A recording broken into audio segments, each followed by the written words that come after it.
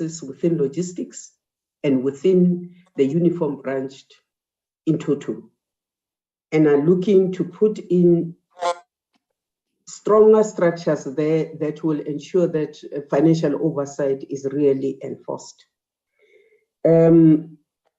Then you will remember, Ntatemare, that yes, Operation Tusano was also dragged into this Interferon thing, even though initially it had nothing to do with this. So we're also looking at that. We're looking at Tusano. Our report is not, at least for me, is not yet complete. So I'd beg for some time to get a complete picture of Tusano before I offer any opinion at this stage, whether or not it is, we're getting value for money, who is at fault, who is not at fault, what is happening there, so that we can apportion blame where it really belongs. We're getting value for money, who is doing what, who is at fault, who is not at fault, what is happening, what we are trying to find out. We must also applaud the CFO for standing firm, because if the CFO had not stood firm, we might be in a worse financial mess. So I thank them there.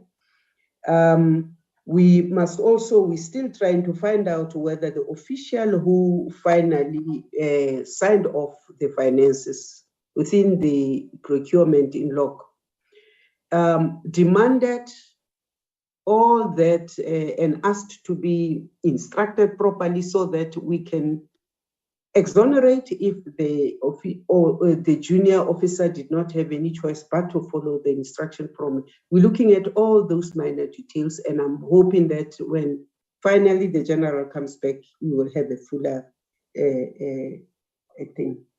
On the question put by Ndati Mutle, you will remember that the Cubans had approached the defense to say, we have a need of this much. Can you borrow us so that we go and sort ourselves out there in Cuba? We will return it. So we must now look at the figures, which I think they were asking for 500,000 DM. Yeah.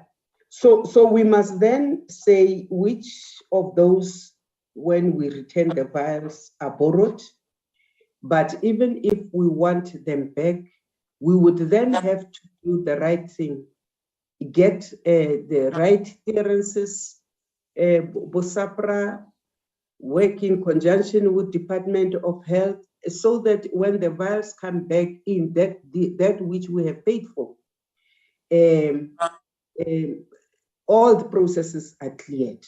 But whatever it is that we will do, we do know that they had approached us to borrow back because they had a need for those vials. So we're hoping that in the end, it will not be written off as a loss and a financial misdemeanor. I think also that we must say that this has been a big lesson.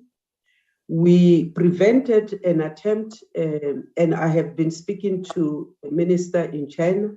China had also offered us a consignment, and in my interaction with the Minister of Defense in China, it was to say, thank you very much. Let me first clear the path for us to legally receive the donation from you. And until we clear that path, please hold on to that gift, that donation that will help us in the long term, but hold on to it because we do not want a repetition of another mess. So we are very, very clear that we will follow the law, we will do what is right in terms of our laws and in terms of our people. We will also continue to look out for the protection of the soldiers. And that is why we will not close all doors, but we will try to do everything within the law that South Africa expects us to do. In terms of the civilian members, that matter, as soon as DevSec is back and she is expected back, I think, today or tomorrow, or in the next 2 days. We will have a discussion so that she deals with the civilian component if it is found, because at least the head of the civilian component that would have been dragged into this matter stood firm, and that is the CFO.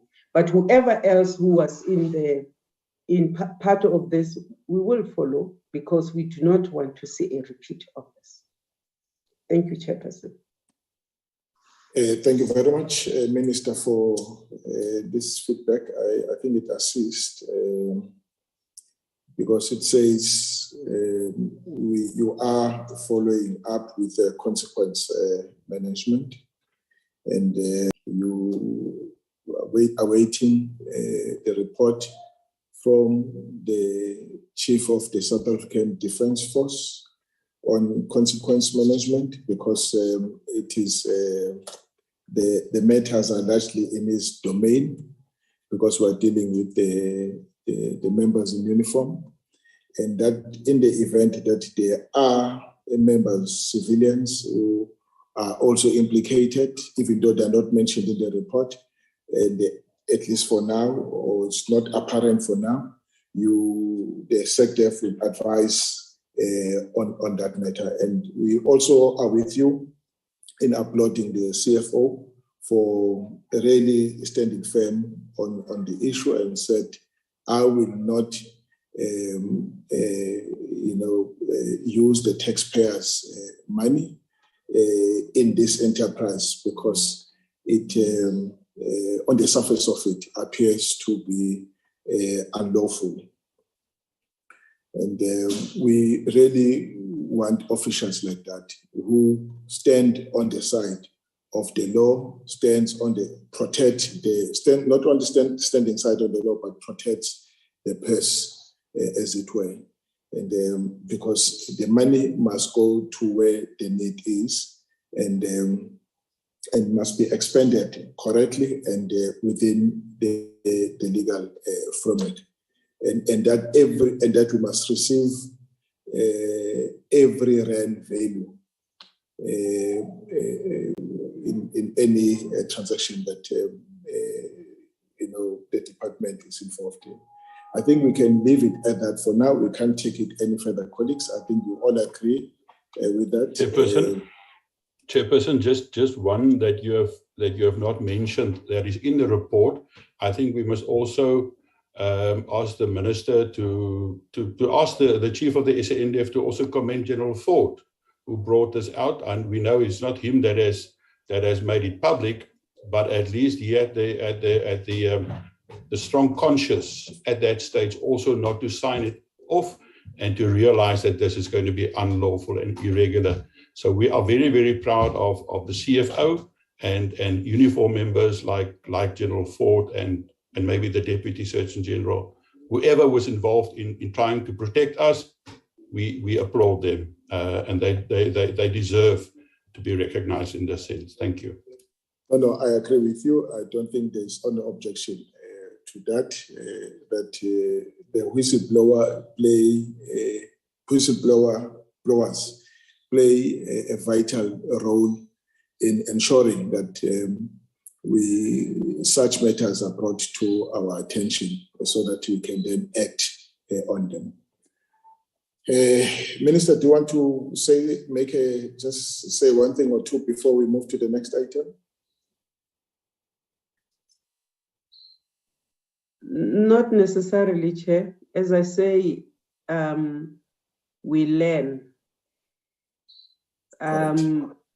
We learn. In every mistake, there is a lesson. So we are learning. Thank you very much. Thank you so much, Minister. And is Brian back? For some reason, because I did not see the agenda, I skipped the item number 3, but it doesn't matter. And I'm sure we can release, I'm just looking at the items. I'm sure, Minister, we can release you and the Deputy Minister, because what will then follow matters very internal to the committee, One is the consideration and adoption of the second term program. Two is the presentation by the content advisor and the researcher on the analysis of the budgets and the annual performance plans of the DOD, DMV, CCB and Armscor. And then lastly is the consideration and adoption of the outstanding minutes. So those are the items that we will then deal with after this. So let me thank you, Minister, so that when you take leave, we note that we have already appreciated the effort you have taken into dealing with this matter. So both yourself and the DM and the Deputy Minister may take leave at any time you want to. Okay. Good. Thank you very much, Chair. I am availing myself to that opportunity. Thank you so much. Have a lot to catch up on. Thank you very much. Thank you so much, Minister. Thank you, Chair. Thank you so much, DM. All right, colleagues, can we then deal with item number 3, the committee program? Brian, are you back? Yes, I am, Chair. All right, please, may you flight it? Mr. Murray, you have written to me, yes, and with a special plea. I think this is the opportunity to present it because we are now finalizing the program for the term. So, but let's look at the program. I will then invite comments, and it is at that stage that you then present your case. All right, colleagues, this is the program for the term. Today is the 20th April.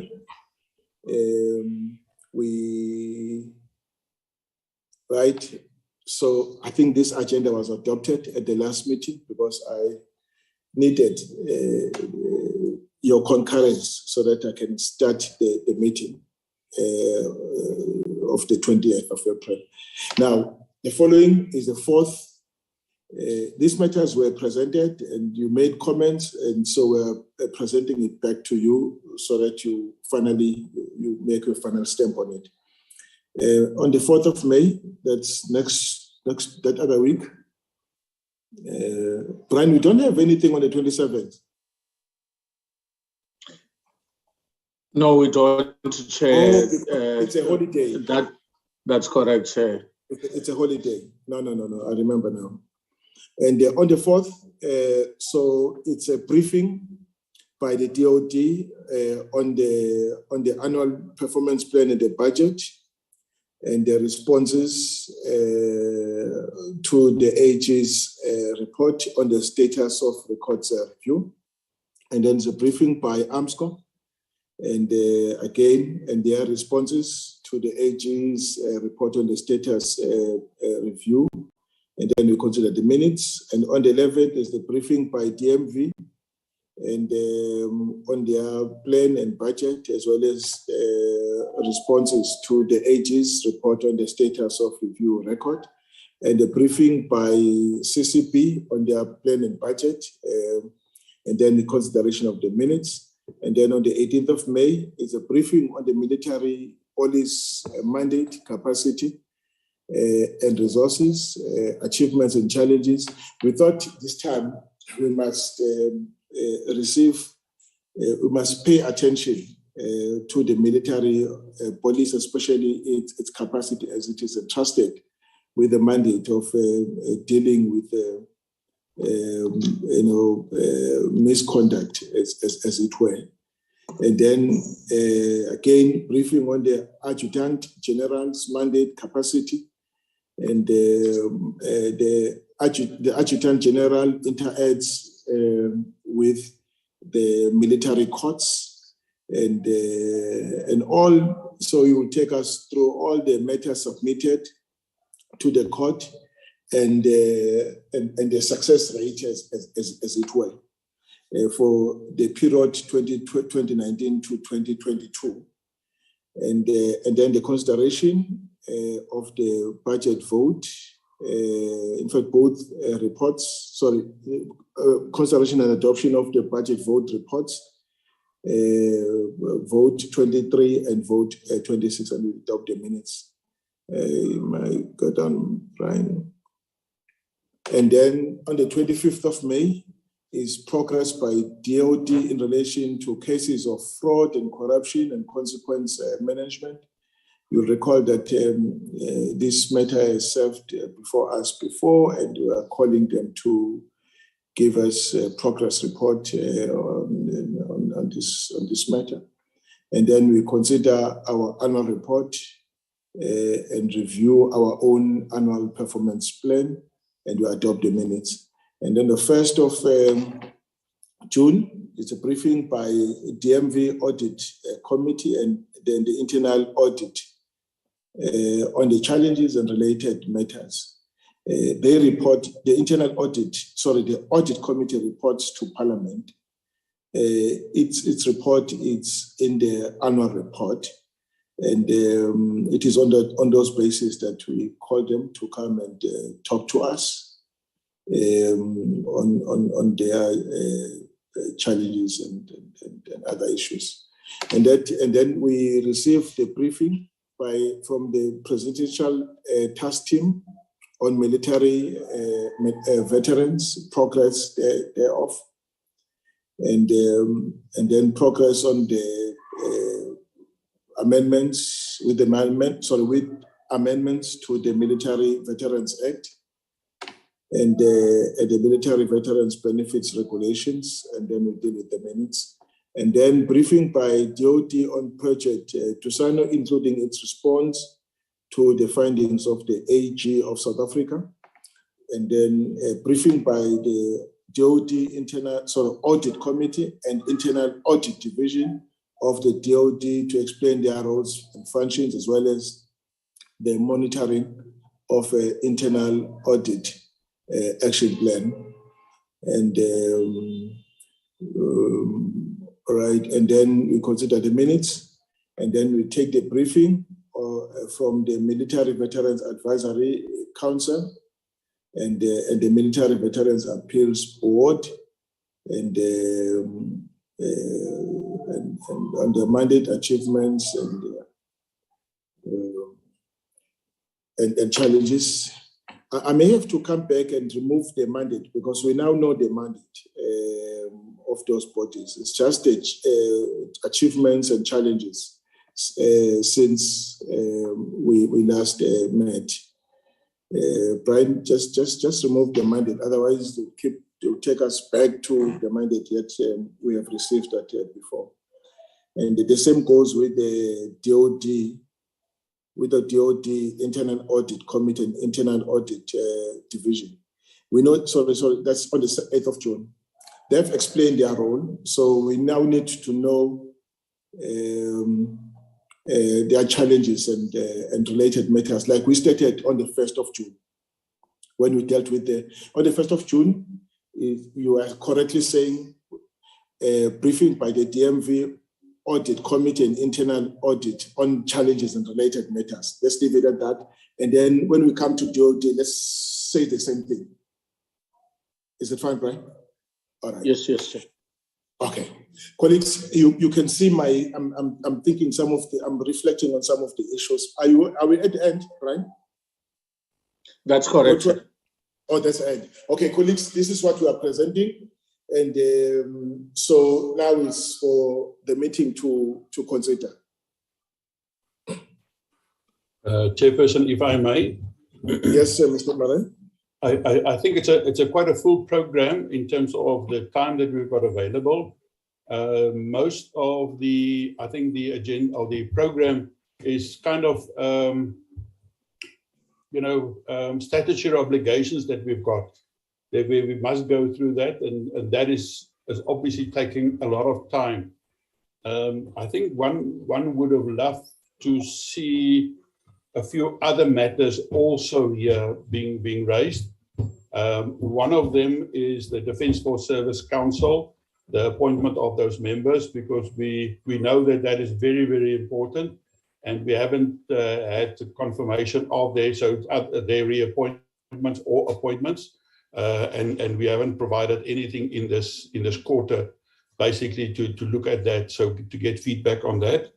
The other of concern that I've got is ongoing projects, Biro and Hotel. And then also, there are rumors that Armscor is busy with upgrading of the frigates in Simonstown, and I think that is very, very crucial for us. There are also some members that is on suspension or the rumors are that it is because of what happened with the Cuban medicine story, that some of them are now on suspension for 2 years. Then there is this letter that you have just sent to us this morning for consideration. So all of that are very critical matters. Oh, and then the other thing that I've written a letter to you on is we have got oversight over the minister, and that's not only to hit her on the knuckles where she hasn't done or performed, but it's also to provide support to her in terms of the work that she's doing.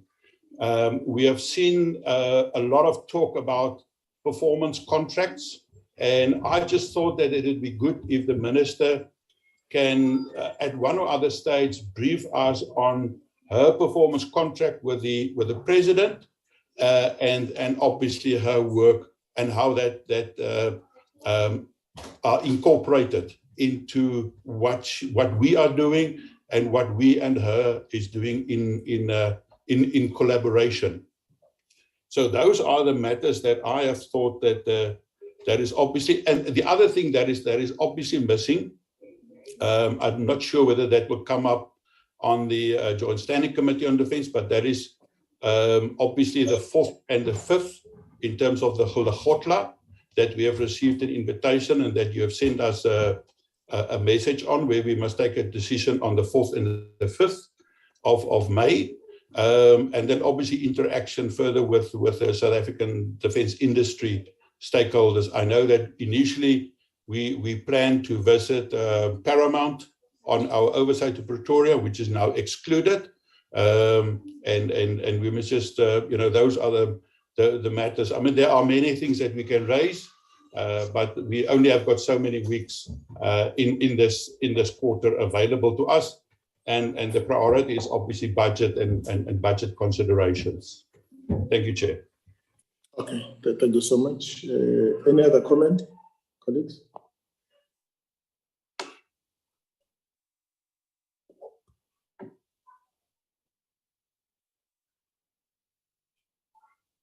Okay. The DFSC, I think it's on the agenda of the Joint Standing Committee. If it was not there, Mr. Mare, I would consider placing it on the program of the JSCD.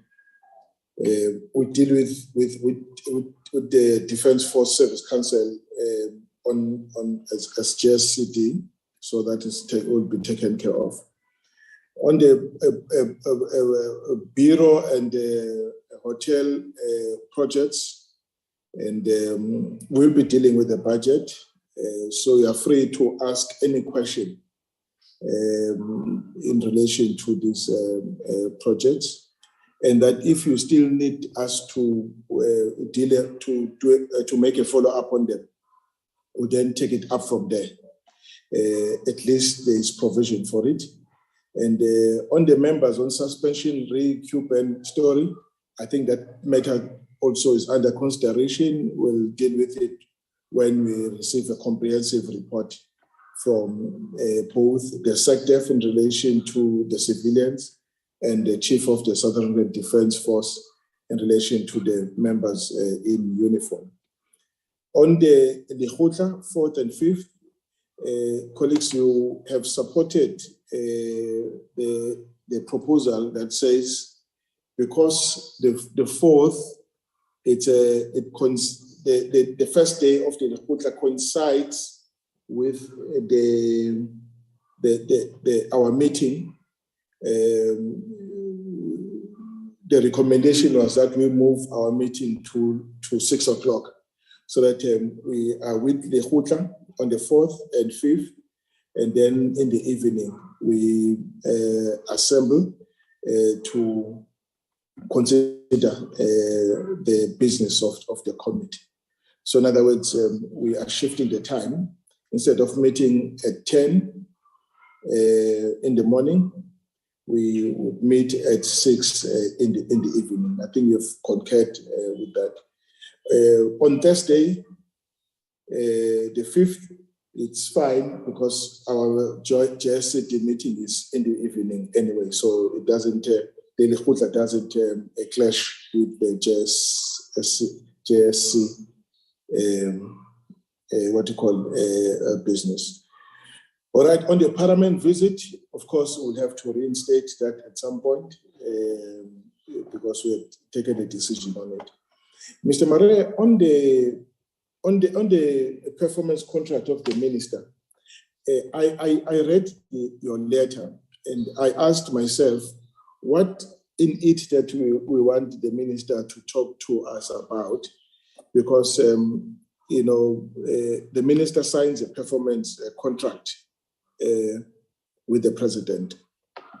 And the president, and she reports to the president on those items that both the president and the minister have agreed that they are the priorities. And so what the minister then does, she then incorporates all of that into the annual business plan of the department. So you will not have the performance contract running parallel to the annual business plan. And it will form part of the ministerial priorities, which then gets incorporated into the annual performance plan. So when we interact with the annual business plan, we, in the process, interact with the ministerial priorities, and with some of which are informed by the contract the minister signs with the president. And so I was not sure exactly how you want us to deal with this, because it's if you're an MEC, you sign a what you call a performance contract with the president. And if you are an HOD, you sign a performance contract with the president, sorry, with the MEC at the provincial level and with the minister at the national level. So all of those contracts, the issues, the substance of the contract then gets incorporated into the plan of the department as a whole. That's my understanding of the situation. Maybe you may want to motivate why you think we need to hold it as a separate item. Over to you, Mr. Murray. Thank you, Chair. I think, Chair, what you have mentioned, obviously I don't know that. I don't know if you had privilege to that. I think that's assumptions that we must make at this stage, that the performance contract is talking to the annual performance plan. I don't know that. We must assume that, and I just thought that is a good opportunity for us to give the minister the opportunity to basically tell us that these and to what extent they are integrated into each other, or whether there are things that is maybe, I don't know, that is outside of that, I don't know. And obviously that will give us also an opportunity to express support to her in terms of the work that you do. And obviously if there are things that we believe that maybe the president should consider in the future, we can obviously express ourselves in that regard. At this stage, what you have said sounds very good, but we don't know that. We must assume that. I don't know if you had privilege into into how she's doing it. But that was the whole motivation for us to know that we are holding her accountable for whatever the president is asking her, and that is and there's a direct correlation between that and what we do as our work and the priorities of the department. Yes. No. I know it for a fact, Mr. Mare. That's how the executives operate. And you will not finalize your annual performance plan until you have heard what the president or the premier wants you to do in that financial year or in the MTF period. And it's from my own experience as well. All right. But however, Mr. Mare, we still have a room for that discussion. When they present the annual plan, we can then say what in the annual business plan are the priorities that the minister, that the president, and entrusted upon the Minister of Defense. Can we handle it that way? So that we look at it as an integrated form. Are you fine with that? Chairperson, we can do that provided, and remember, I'm talking about from experience, where sometimes you get to the meeting and you ask the questions and they say, oh, I was not aware that I must prepare myself for this. So I will come back to you. So as long as we communicate that to the minister, that there might be questions in that regard during that meeting, that she is prepared in terms of that. Maybe, I mean, the way that I have got to know the minister, she's open and transparent, and she will probably be prepared to tell us that. I don't think that she will hide anything. But as long as they are warned, basically, that that those questions will come up, and that she must be prepared to do that, then I'm fine with that, because there are no malice and other agendas and objectives in that regard. For me, it's just what is in the best interest of the Defence Force, and in terms of our work, doing oversight, proper oversight. Thank you very much. No, it's fine. So no, it's fine. I'll let Mr. Sorry, Tabu. Sorry, I did not see your hand. Okay, over to you. Over to you, Tabu. Thank you, Chair. I think in line with what Honorable Mare has raised, and your response to his concern, I think, Chair, we need to be proactive in order to avoid the anticipated responses that normally we come across, that from minister or the sector, for whoever presenting, that we have not prepared in that particular area to respond effectively. Therefore, it becomes our responsibility to be proactive, as and when we know they will be coming and presenting something that might lead to responses of those questions. For an example, when they come to present budget, and we know we've got vested interest on Project Byro and hotel, let us write those questions in advance so that we submit to them and say, as and when you will be coming to present on the budget, please expand on the following, so that we are direct in terms of what is it that we need from them. Otherwise, we'll be moving in cycle. We will not win this battle. Thank you very much. Thank you very much, Mare. What do you say to this proposal?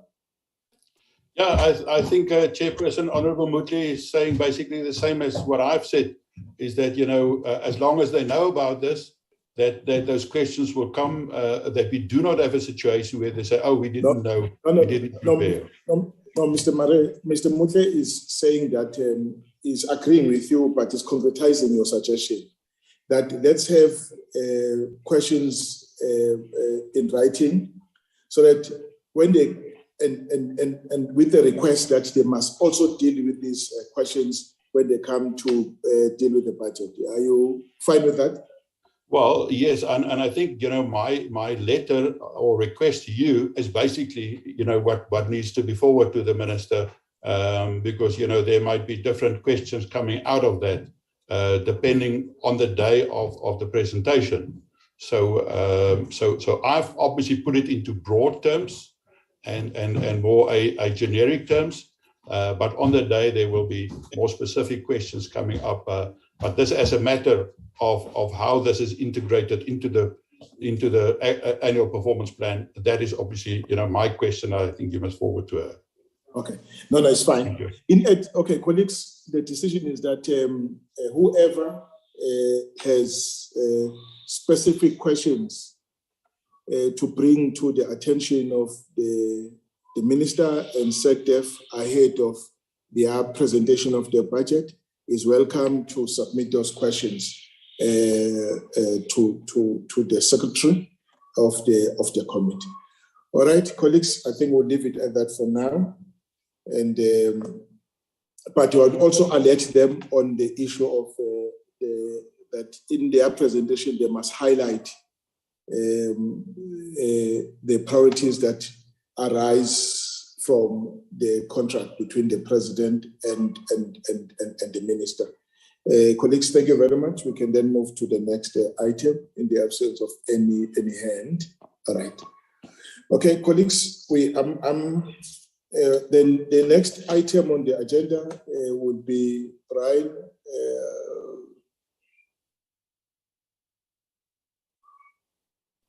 The presentations by the content advisor. Right, is the presentation. Which we'll start with between Peter and Willem. Good morning, Chair and members. We'll be starting with a presentation that I will do on the analysis of the DoD annual performance plan and budget. Then we'll move to the DMV that Peter will present. Then I will do Armscor again, and then Peter will conclude with the CCB presentation. Let me just share my screen quickly for the first presentation. Yes, please. Is it visible on your side? Yes, it is visible. All right, let me just enlarge it. All right, thank you, Chair and members. Just a brief background to why we do these presentations. The presentations will be for the upcoming meetings where the committee will look at the various departments and entities for its oversight of their submitted budgets and annual performance plans for the year 2022-23.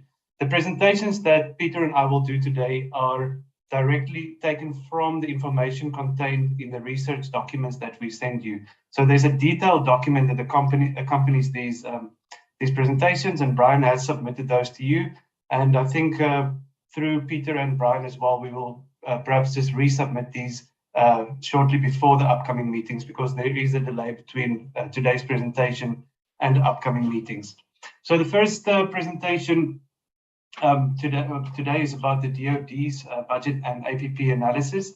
And just to provide members with a quick macro overview of the budget, just as a side note, we'll keep the presentations quite short. It doesn't contain all the information that is in the written documents. So this is just short oversight of key issues that we extracted from our research papers. So in terms of the DoD's budget, in terms of its macro overview, the total allocation for the DoD for the coming financial year is 49 billion, which is only slightly higher than the adjusted appropriation of the previous year, which was around 48.7. And because it's just slightly higher than the previous year, we see a 0.6% nominal increase. But when you adjust it for inflation, and this is normal CPI inflation, if you adjust it for inflation, you see a decrease by 3.7% in real terms in the defense budget. So looking at that allocation of 49 million, which is smaller than the previous year, if you look at it in the country's total budget, I think the most important part is at the bottom sentence there. As a percentage of GDP, South Africa's GDP, which stands around 6.3 trillion rand, as a percentage of that, the defense expenditure is at only 0.76%. And that is a reduction from the previous year where it was at 0.86%. So we see a continued decline in the defense allocation over the past couple of years, if not more, of the past 10 years at least, continuous decline And this is significantly lower than the proposed budget for the first milestone of the defense review, which was around 1% of GDP. To give you an overview, there are several tables like this in the analysis paper where we look at the budgets compared to the previous year. You can see the first, the second and third column there. Those figures compare last year's budget to this year's projected budget.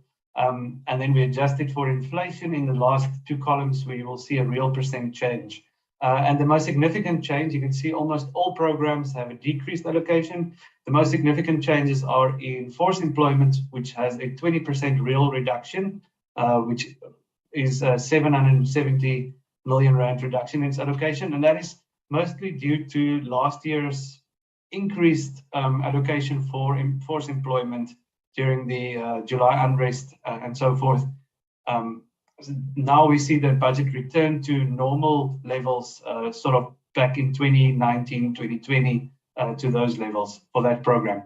The other program, we'll get to this in a second, is Program 7, Defense Intelligence. There is significant increase in allocation of around 375 million rand, but that is mostly due to a allocation from that program to the Special Defense account. But we'll get to that in a moment.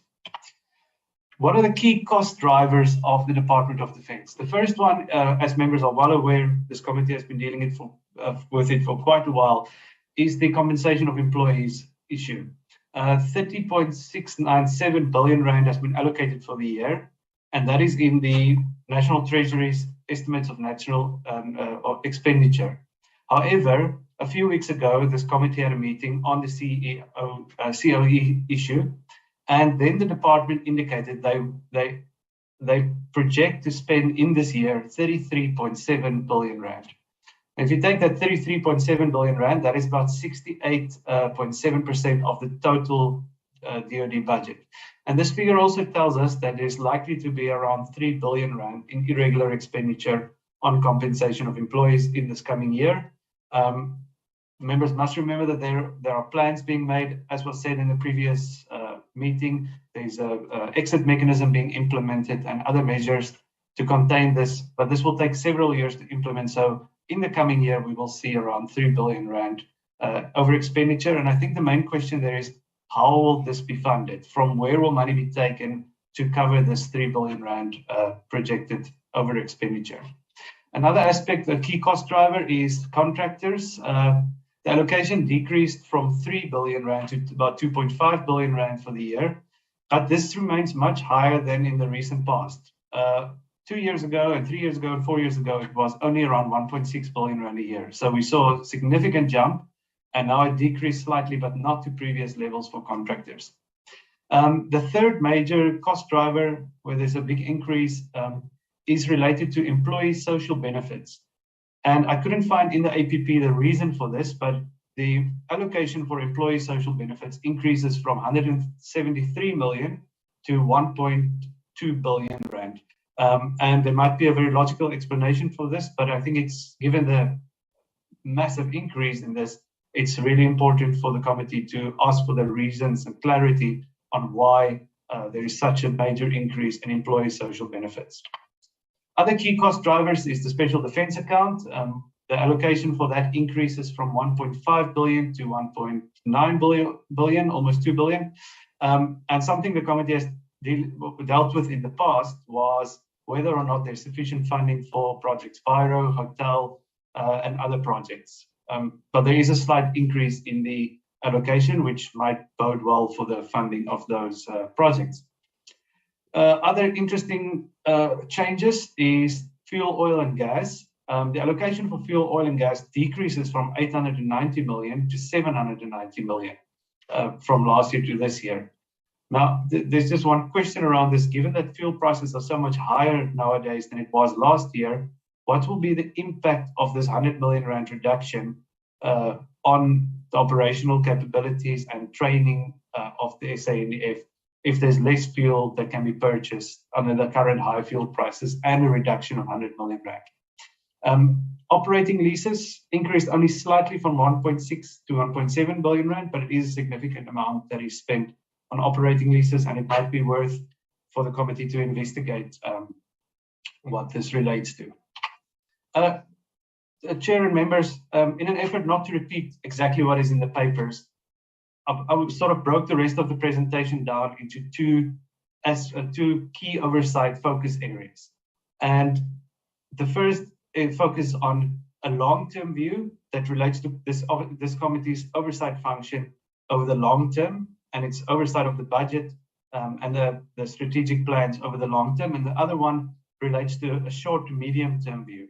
And these two views are based on the statements by the Minister and the Deputy Minister recently. In terms of the long-term view, the Minister of Defence said in this 2022 annual performance plan that she will be focusing on the stabilization and creating of a sustainable defence force within an effective, efficient and economically managed department.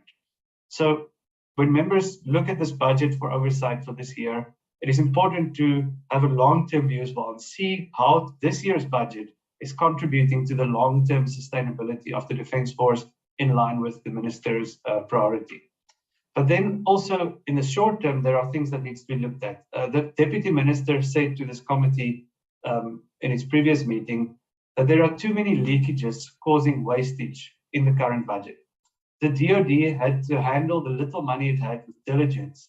And if it did so, the environment could change. So there is a real need for this committee in its oversight of the budget to also look at the small items, the small expenditures, to see if there's not wastage and leakages in the current allocation of money and whether it could be used better. So given this dual long-term and short-term focus, I'm just going to look at those two going forward. In terms of the macro budget, the long-term view, where do we stand with the major policy implications? We saw in March 2014 that Cabinet approved the Defence Review. 2015 it came to Parliament to be approved, and then afterwards in 2015, Cabinet selected policy option 2 to grow defence independently.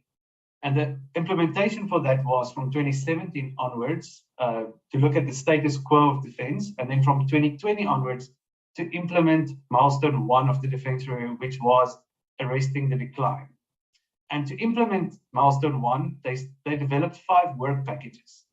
And as you can see from the table below, the 5 work packages were designed to be rolled out to arrest the decline of defence. However, as you can see from the red areas there, work packages 3, 4, and 5 cannot be implemented without additional funding. So as we just saw, the budget keeps decreasing. So this APP tells us that the plan to arrest the decline has not been realized. Non-cost interventions have been compromised. And then the South African Defence Review 2015 will not be achieved during the medium term. I think that's important for members to take account of going forward and to realize that the budget over the medium term does not make any provision for the Defence Review. And that leaves us with a major question of what are the implications of these? And some of the implications we can already see from the current APP. For example, there's a significant impact on capabilities. If you look over the MTF, the number of major integrated military exercises decrease over the medium term. So that is not good for training a combat-ready force when your integrated military exercises decrease. The expected level of UN reimbursement for the year, the target is at 70%, but in the previous year, the DoD only achieved 52%. So that has an implication for the reimbursements from the UN and the funding of our external deployments, specifically in the DRC. Then the number of coastal patrols, there's only 4 coastal patrols annually scheduled, and this has to do with funding and ship vessel maintenance and the availability of vessels for coastal patrols. Furthermore, if you look at learner opportunities, this is central to the development of the SANDF. If you look at the Army, the Air Force, there's a significant decrease in the number of training opportunities over the medium term. Only the Navy and military health services remains relatively stable in their planning over the medium term for training. More impact on capabilities. The South African Army's budget is stagnating. For this year, it got reduced by 2.3% after adjustment for inflation. And this is of concern given that such a large percentage of the Army's budget goes to salaries. When the budget decreases, it leaves very little money for training, for operations, and for capital acquisition.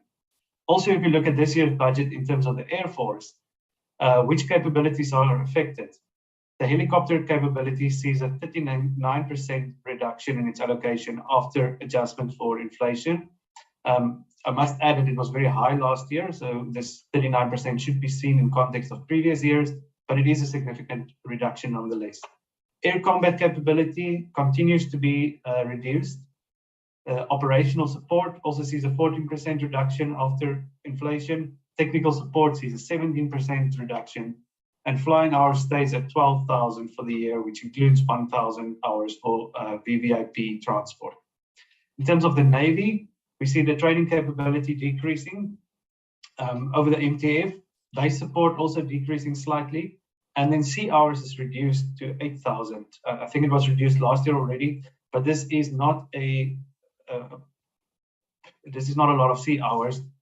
As a comparison, perhaps for interest, last week I attended the South African Maritime Security Conference, and the head of the Nigerian Navy was there, and their planned sea hours for the coming year is 39,000 sea hours for the year. Given that they have different priorities at sea and different risks at sea and piracy and crime at sea, it would make sense for them to have higher. But it is interesting to note how another African country positions its Navy in terms of its sea hours for the year, which is significantly higher than where we sit currently. Lastly, the impact on equipment should also be considered in the long term. In this year already, we see prime mission equipment acquisition is limited.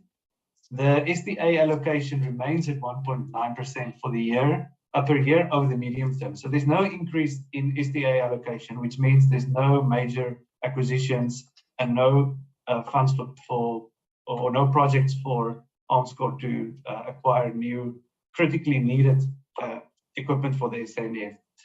There's also ongoing constraints with maintenance contracts. As members are well aware, the Navy frigates, the midlife upgrades for the submarines as well. And for example, the Gripen aircraft contracts which needs to be in place. That's just a few examples of maintenance contracts that are concerning. I think it's important to note what the minister said. So how does the minister plan over the long term to address these concerns that we already see apparent in this year? The minister stated in this APP that she plans to undertake the revision of the current 2015 National Policy on Defence through a revised level of defence ambition, cognizant of both the strategic environment and the constrained fiscal outlook. And I think the minister should be commended for including this in the APP.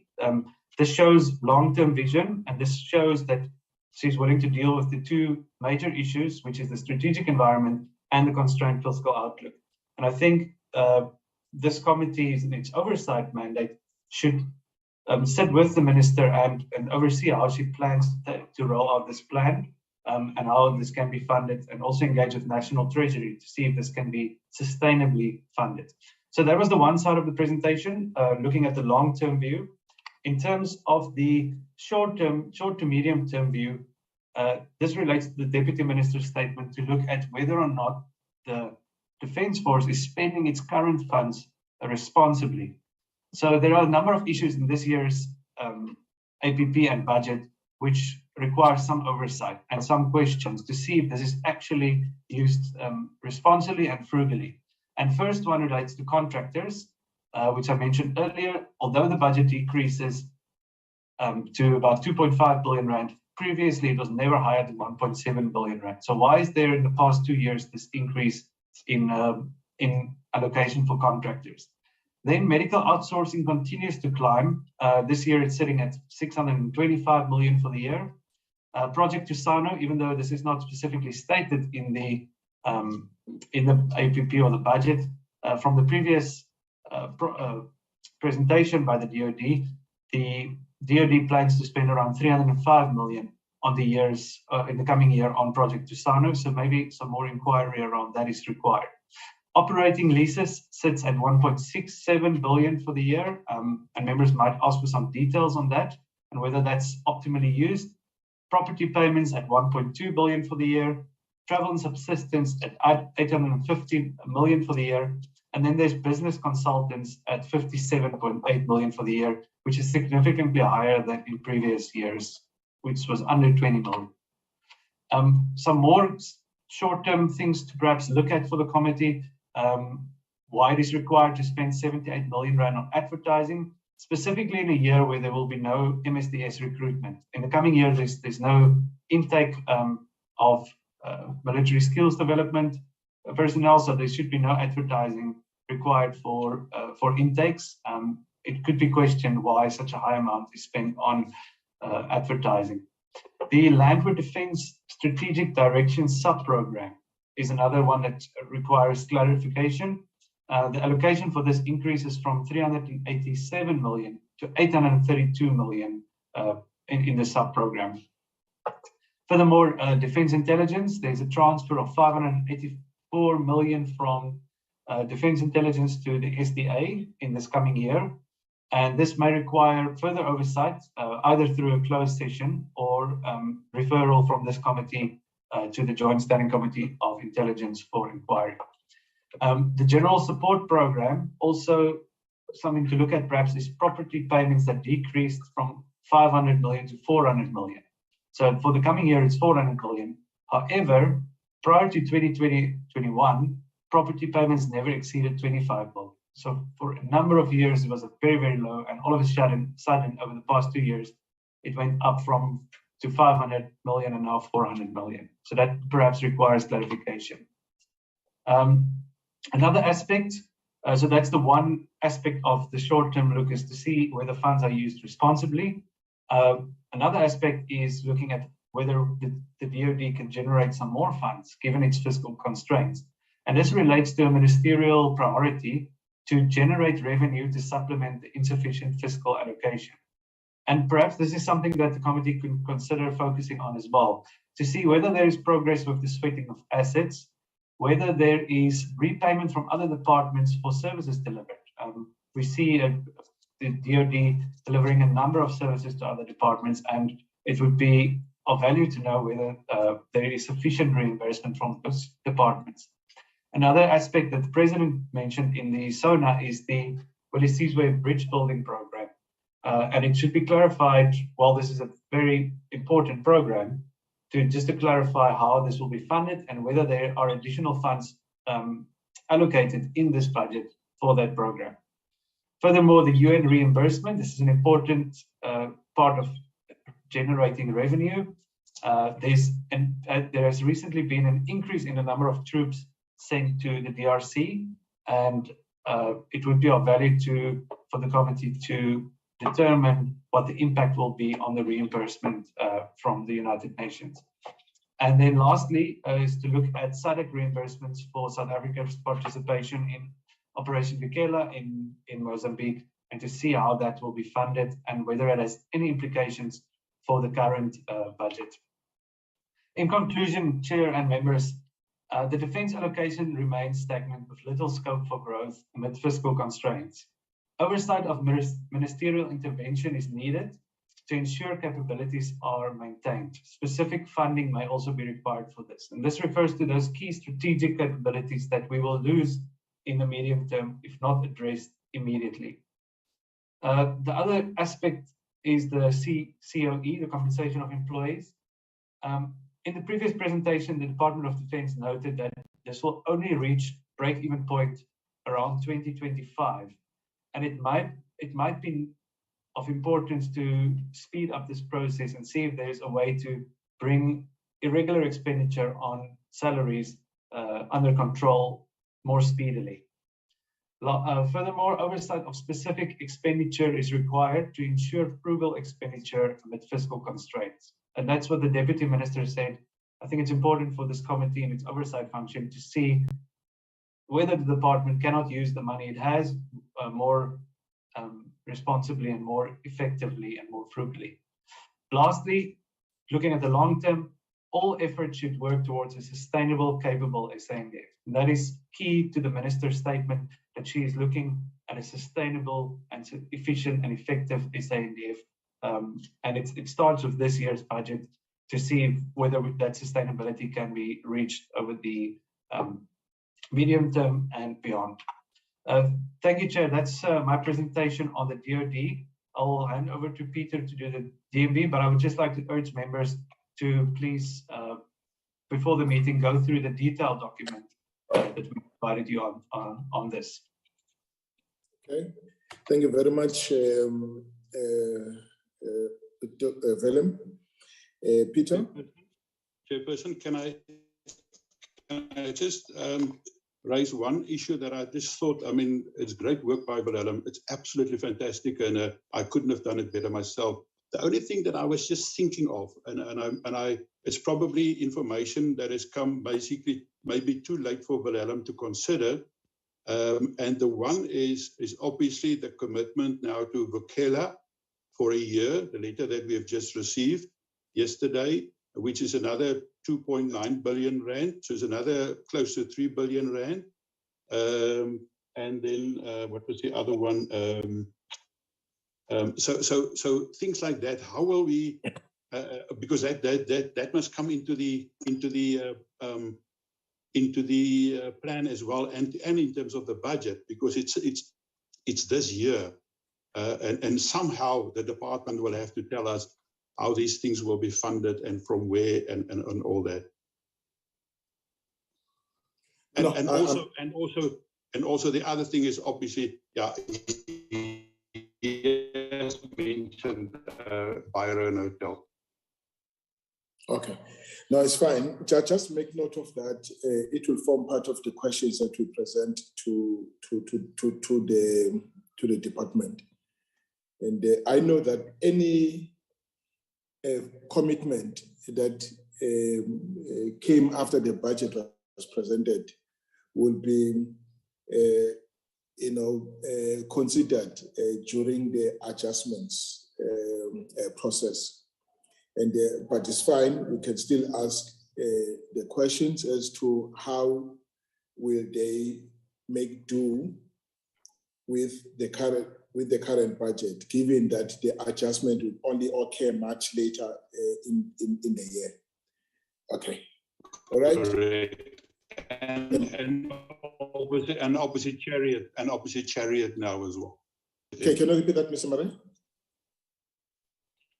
Oh yes. I said also in terms of chariot in KZN. Those are additional commitments that were not foreseen at the time when the budget was presented. Exactly. Okay, that's fine. Exactly. Thank you so much for that. Please just put that in revise your note and incorporate that, Willem. Are you okay with that? Yes, Chair, we'll incorporate that.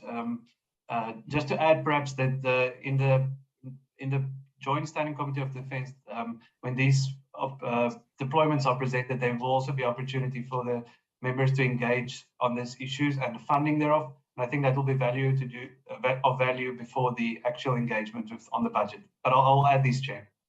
Okay, sure. No, I'm happy with that. Okay, we can then proceed. Let's take the presentation from Mr. Daniels.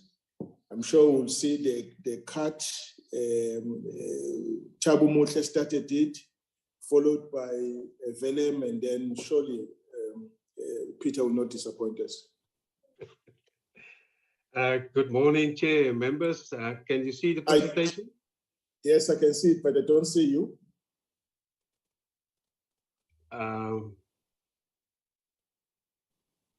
Chair, let me just take it off first. Continue. Yeah, Chair. I'm also suffering power outages here, so I can't actually see how it looks like. Chair, is the first slide clear to everybody? Yes, I can see the slide. Okay, thank you, and good morning, Chair and members. I will just do a brief summary of the 2021 or 2022-23 budget and APP analysis of the Department of Military Veterans. Chair, there is just briefly the scope. I will cover some main issues forward by the Minister and Deputy Minister. the annual performance plan, the programs, and then human resources, and then I will conclude with key risk and mitigations. Chair, if one look at some of the main issues that come out from especially the APPP, one of the things that we've always said to the Department of Defense, that military veterans should actually be skilled, undergo education for them to become less reliant on the department. And it's in this sense that we're actually encouraging, the emphasis that they are now putting on job creation for military veterans through skills development and training. Chair, another positive development is also that they are busy with developing regulations for the Advisory Council we report with, and for the National Military Veteran Association. That is also something we've discussed before, that these bodies, actually statutory bodies, are actually working, without a specific framework to do their work. The next one, Chair, it is something about the development and implementation of the integrated database management system. And Chair and members would be aware, for the last 3 or 4 years, we've been on their case and asked them to give us updates on this. So that is also an issue that we will follow up. Another new development, Chair, is the benchmarking for medical cover and a costing exercise for low-cost medical scheme. And this is very important for the aging military veterans community. Members are aware of some of the challenges they had with regards to the health cards, with regards to access to medical facilities, especially people staying in rural areas. And I think if this comes to bear, it will actually assist, with addressing the medical conditions of military veterans. And also related to this, Chair, is they are planning to expand the medical benefit to the dependents. This is also something that we discussed before, and it also came out when we discussed the possible amendments to the Founding Act, the Military Veterans Act, and I think that's an important development there. Chair, there are also another issue with regard to the 30 days target for payment of invoices. They've now increased it from 90% to 100%, and this is also a very welcome move.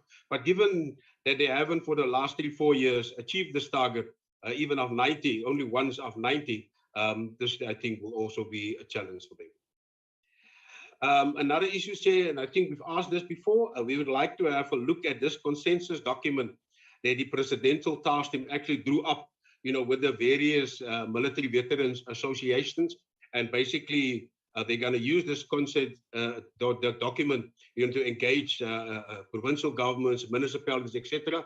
So I think it would be good if we also have this document so that we can also see what are some of the main issues that they are dealing with in the Presidential Task Team. Chair, just to continue on some of the main issues, one concern is that the education support have been shifted from Program 2 to Program 3 without the necessary financial and human resources. And I think this is something that we need to engage them on with, given the importance of education support to military veterans and their dependents and the challenges that they had in the past. The next one related to something new. We haven't seen this before, but they actually had some challenges, occupational health and safety measures at their HQ. So we're just going to ask them more information with regard to that. And related to that, Chair, is the negative audit findings in the health unit by the auditor. We also would like to have more information, especially the background with regards to these two issues. A concern is that the contract workers don't have the tools of trade to enable them to work remotely. And this is strange because already they are understaffed. They are struggling to perform properly. They are underspending, and yet some of the contract workers are not even given the tools to actually do their work remotely. And a related issue is also that no interns have been appointed, given the challenge with the workforce. This is also concerning, and also given the youth unemployment rate in the country. This is something maybe we can also engage them on. In 6 of the provinces, they've established provincial offices, and they are indicating that in these 3 provinces, namely Limpopo, KwaZulu-Natal, and Gauteng, they still need to establish these offices. And given the challenges that military veterans and their dependents have with access to the DMV, I think this is something that should also prioritize. Something that we've also recently emphasized is the role of the internal audit. And given the challenge that they have there and they were undercapacitated, they are now planning to appoint 3 auditors and a service provider to assist the internal audit. And one of the things that we ask here is, yes, you can appoint these service providers and auditors, but does these contracts actually make provision for the transfer of skills, to the staff in the department? No use having these people assisting the department for such a term, and when they leave, no skills have been transferred. Chair, in the past, we also had a problem with them. They were talking about the high impact communication strategy, and now they are referring to the proactive communication engagement strategy. And as many members are aware, military veterans are actually struggling, not only with awareness of what's going on, latest developments, but also just to access, some of the services and the benefits provided by the department. And Chair, a thing that's been worrying for us is the issue of the suspended officials. And I think we just need to have feedback on this. What is the latest on this? When will the disciplinary actions take place? So that this issue can be dealt with, given that they are already undercapacitated. And for instance, the internal audit manager is now serving as the acting CFO. And as was pointed out by the AG, this might actually come to a conflict of interest later on if he returns to a job. So that is something that we also need to follow up, Chair. Chair, the next page there just deals with some of the inputs by the minister and deputy minister, and then just asking, what do they mean by economic transformation, social wage, in the context of DMV and the mandate? And is this being done, in cooperation with other stakeholders? So exactly how does these things fit in? Another challenge there, Chair, is the finalization and implementation of the organizational design. And the way we understand it, the way I understand it, this is actually linked to the amendment bill that have to come from the Military Veterans Act. And we want to know, but what is the progress of amending the Act, and when can we actually expect, the Amendment Act in Parliament? They're referring to one of the targets being an unqualified audit opinion, and the question is, why can't they, try and achieve a clean audit? Yes, maybe for this year it would be difficult. They're not fully capacitated and so on. There are also quite a few audit queries, but going forward, at the end of this medium-term framework, they should be able to try and aim for a clean audit. The next one, Chair, is just about the integrated data management system. As I indicated earlier, we've been briefed on this. But yeah, it's a strange a statement saying it will be officially rolled out in October 22. Chair, and this is against the background that they've told us on 10 March last year already. They said the solution to be implemented by November 2021. And this is also under analysis on page 3. So maybe we should just ask for some clarity with regards to this, Chair. The next one, Chair, is just a sustainable development empowerment agenda for military veterans to enable them to sustain themselves with minimal assistance from the department. As I mentioned earlier, this is welcome. But we want to know, what kind of strategies are actually being followed or being considered? And what are the timelines and what is the envisaged cost? Because it's well and good, but we need more clarity with regards to exactly how this is going to be done. As I said, the benchmarking exercise for medical cover is also welcome, and they are being encouraged to prioritize that. And then, Chair, there's also another strange statement where it's saying they will not accept any application, new applications. And this is asked against the background that, as members are aware, MSDMS members qualify the moment they are finished, with their service, qualify as military veterans. Similarly, as the NDF members who retire, they also become military veterans. So, and the act hasn't been changed yet. So we just want to know about exactly how are they going to roll this out and on what basis are they saying they will not accept any new application. And the last one there is just a concern that we've been having for quite some time. The department was established in 2010, and yet with regards, for instance, the transport, subsidized public transport benefit, last year they had a target of 200, where they basically were just going to pilot this. It hasn't happened. They haven't reached the target. And this year they are saying, you know, they want to finalize these policies. And they were saying some of the reasons were the difficulty actually to interact with the other stakeholders within the transport environment, like PRASA, Transnet, etc. You know, the difficulty that they had there. But it's something that we need to follow up, because members would agree that it's actually crucial for military veterans to have access to this subsidized public transport benefit, you know, for them to travel, you know, either to the department or the provincial offices or to medical facilities. And the other two, Chair, also is the compensation and the pension policies have also not been finalized, and we are concerned that it's taking so long. I mean, it's already 11 years after the department has been established. Chair, the next one deals with the annual performance plan. And one of the first questions we asked there is with the white paper on military veterans. We just want to know, but what is the latest on this, and then how will it actually relate with the amendment bill? And the slow rollout of housing benefits, we know that historically they have major problems with meeting this target. And this year they are also very optimistic about meeting the target. But we should actually ask, but what are you doing new or differently, you know, to actually give you that confidence that you will meet this year's targets? Chair, another issue relates to the bias towards non-statutory force members. And then the question is just a yes. There's agreement with them getting a preference. But the question is, you know, has this been ventilated by the Ministerial Task Team on military veterans, with SANWA, the National Military Veterans Association, and the other military veterans bodies?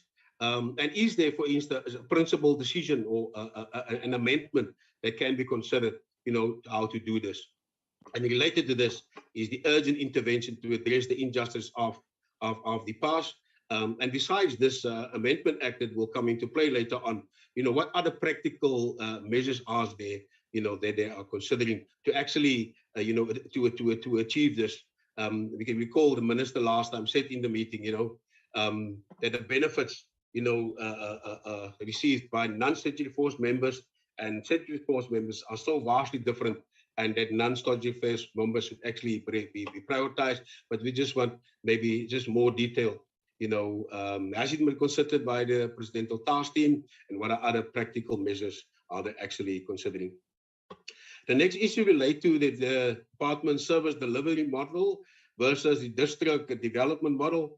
And we just want to know about exactly, you know, what are the differences between the two, and exactly how these will actually assist to speed up the delivery of benefits vis-a-vis the current model that they are using. As mentioned earlier, Chair, with regards to the internal audit function, saying they, you know, they are already undercapacitated. So we just want to know whether that contracts actually provide for the transfer of skill, what will be the duration, and what are the associated costs. An issue that we've also brought up with them, Chair, with regards to the database, we said they need to integrate it, you know, with the SASA, Home Affairs, and we want Department of Human Settlement, and we want to know what is the progress with regards to that, especially, you know, if we have applications that are problematic and they want to sort out, you know, they also need to liaise with National Treasury and the Tax Division. Chair, the next one is just about the intention to assist military veterans with capacity building, you know, and to assist them with digital technologies and to access benefits with ease by using digital platforms. Last one on this page, Chair, it is just that we want to know, but they are saying that they actually want to prioritize military veterans and dependents who have disabilities, especially with regards to support for business. So we want this a bit more information of how they plan to do this, are there current examples, and what are the costs and timelines involved with that. The next change deals with the budget, and I'll be brief with this, Chair, just focusing on some of the main issues. And so we can see that the budget has actually increased with 55.6 million in nominal terms. We've got about 45% in the real terms, and then the biggest increase there was the program 2 with around 73.3 million rand. Given that this is the main service delivery program, I think it's important that they do this, and this program is also responsible for around 8 of the 11 benefits. And in program 1, there was an increase about 400,000 in that program, and then program 3 actually also one of the service delivery program, there a decrease of 14.8 million. Chair, if I get specific with the 3 programs of the military veterans, there we can see some of the targets. And the first one, as I mentioned earlier, is about the 30 days invoice. And it appears to me that they are a bit ambitious to increase it to 100%, given that the last 3 years it was 73, 90, and 83%. And that target, PPI 103, has changed to a number of integrated data management system modules. And we just want to get more clarity about these modules, who are the intended benefits, as well as the time span for implementation. The next one, PPI 106, they are very optimistic in saying that they are going to have around 6 research outputs, but this against the background that the 2 previous financial year, this target was actually discontinued. When we look at the budget itself in program 1, we can see there that the increase in this corporate service sub-program increased from 64.5 million to 71.7 million, but this should be viewed against the background that in the previous financial year, it actually has been decreased with 10.6 million. When we come to some of the notable decreases, there we can see a slight decrease there in financial administration, and the next one relates to internal audit. And as I mentioned earlier, with regards to the consultants and external auditors, we hope that this decrease won't affect, the effectiveness of this very important function. The next one is about 22.7 million decrease in that the strategic planning policy monitoring and evaluation. And this is concerning given that the AG has in the past actually expressed concerns with regards to the policies and procedures followed within the department. The next one was office accommodation, and there we can see that is also a decrease. Okay, the next one is also on page 10 to 11 on the analysis. It's the main program of the department, the socio-economic support. And there we can see they're referring to one target being the number of confirmed military veterans registered on the database per annum. And this is a decrease from 3,000 to 1,000. And I think we need to maybe interrogate this further because we've been promised improvement on this target for some time now. And it seems to me something is amiss that they just can't capture enough or confirm enough military veterans within a year. And that also leads to frustration from military veterans and also the Military Veterans Association because their members want to access the benefits and if they are not confirmed on the database, they have challenges in this regard. Then the next target, which is a new one, is just the number of files processed by the verification panel per year. And members will recall that they've established a verification panel. There's a retired lieutenant general who's in charge there. And we hear that some military veterans have just been turned away because they couldn't, come with the necessary substantiating documents to prove that they are bona fide military veterans. So this is a good one. And we also just need to follow up on that one as well. Chair, this one, PPI 205, Last year, he had a target of being the policy itself or the strategy being approved. And as I said earlier, that they had around 200 people that they wanted to use as a pilot. It didn't come up, and we are actually encouraging them to speed up on this benefit. The next one, Chair, is about dedicated counseling services, and that has been halved from 1,000 to 500.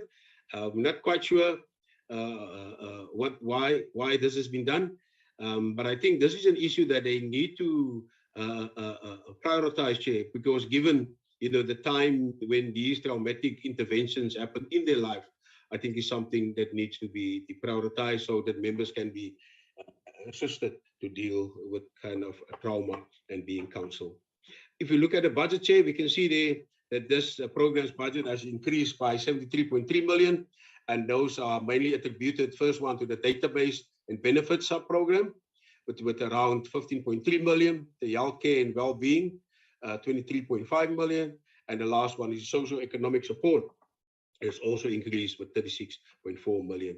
And these increases are all welcome, Chair, and we just hope that it will be justified by appropriate spending for deserving military veterans, because in the past this has been done, but then there was poor performance under targets as well as underspending. The third program, Chair, is about empowerment and stakeholder management, and there the first one is the target of 4 memorial lectures. We just say they should actually prioritize this, to make sure that they honor and memorialize military veterans. The next one, this target has increased. It's a number of military veterans approved for skills development program, and this is encouraged given their intention to make military veterans less reliant on the department. If one looks at the budget, we can see there was an increase in the sub-program provincial officers and stakeholders relations, but in given this importance of especially the provincial officers, this is actually welcome, and we hope that they will be able to spend these funds optimally. If we look at some of the decreases, we can see there in sub-program 2, there's a decrease of around 5.2 million, and sub-program 3 about 10.3 million. Chair, the next issue just deals with the human resources, and the members are aware that historically we've been having challenges with the department with regards to especially the vacancies, contract workers and interns. And here we can see for the last 3 financial years, what happened, there was a decrease about 15 permanent staff over 3 years. And this is concerning, especially if we look at the fact that last year they had about, the previous financial year, vacancies about 43, and now it's down to 26, but still it's a challenge for the department, especially if one also then consider that senior officials in the department has been suspended.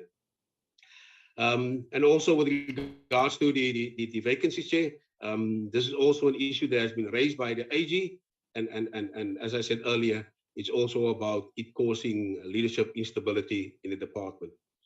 Something I mentioned earlier, just would like to know, why they haven't applied for any interns in this financial year.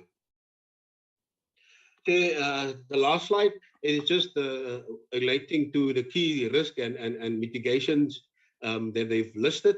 And the first thing there is, we should request them to just update us, with all those risks, what is the latest, and especially whether these mitigation strategies are actually working. And then the next one is just noting the instability at leadership level. What exactly will be done differently going forward to fill these vacancies?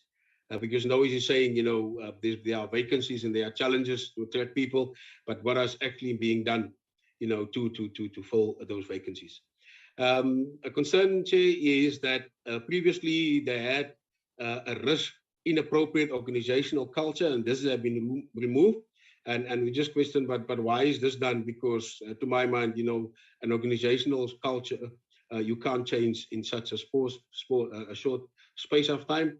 And given from what we hear, what's happening in the department, I suspect this is maybe an issue that they also need to address, Chair.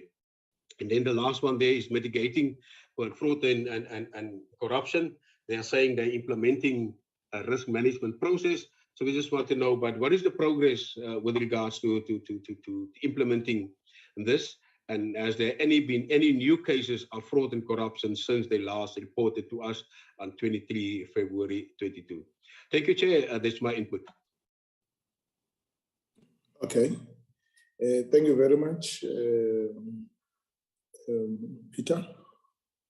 Colleagues, I think these two inputs, they certainly help in not necessarily clarifying, but in pointing at areas that we need to focus on when the department is before us. And maybe let's deal with these first two. Once we are done with them, we'll then move to the two entities, the CCB and Armscor.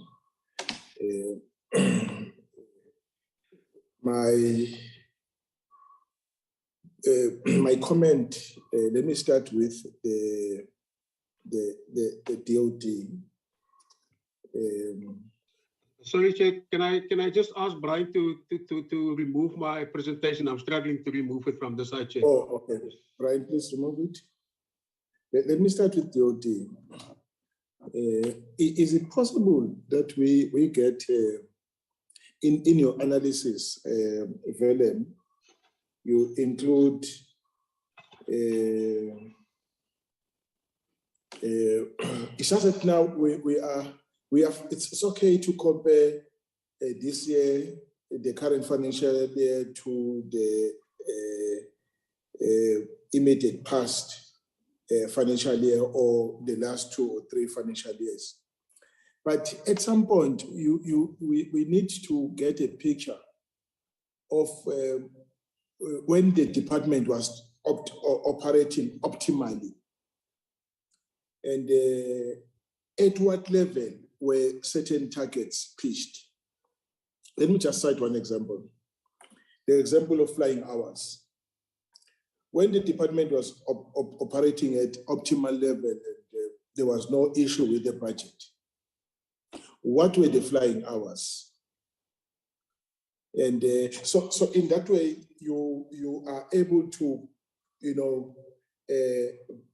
benchmark the current target and the budget to the target against when we were at an optimal, when the department was functioning at an optimal level. In other words, we can see when we were at our best, so that you can appreciate how far we have come to where we are currently. The same thing with sea hours. I think when we came in, the sea hours were, I think, 12,000, and they're now 8,000. But when we were at an optimal level, the department was functioning at an optimal level. How many sea hours was allocated as a target at that time?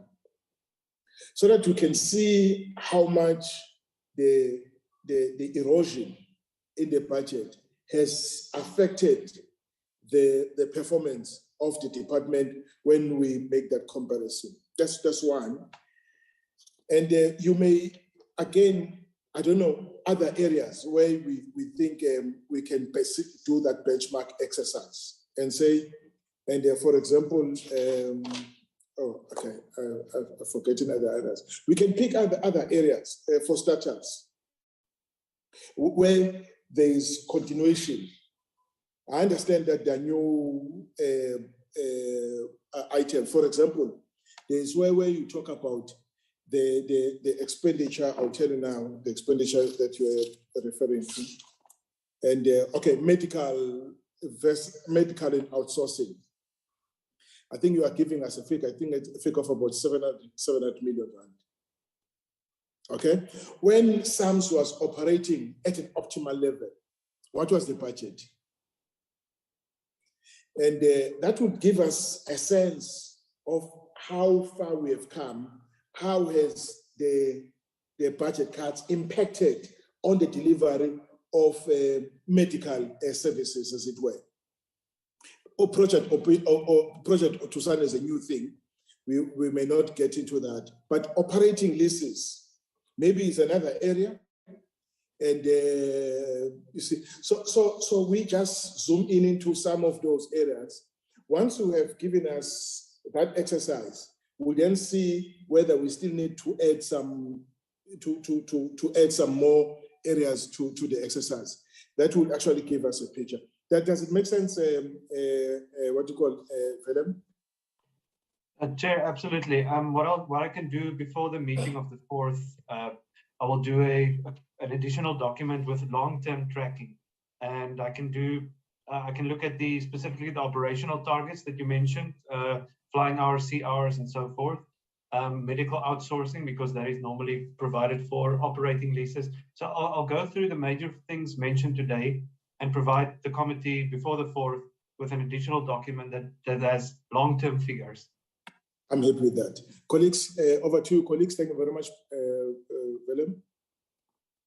Colleagues.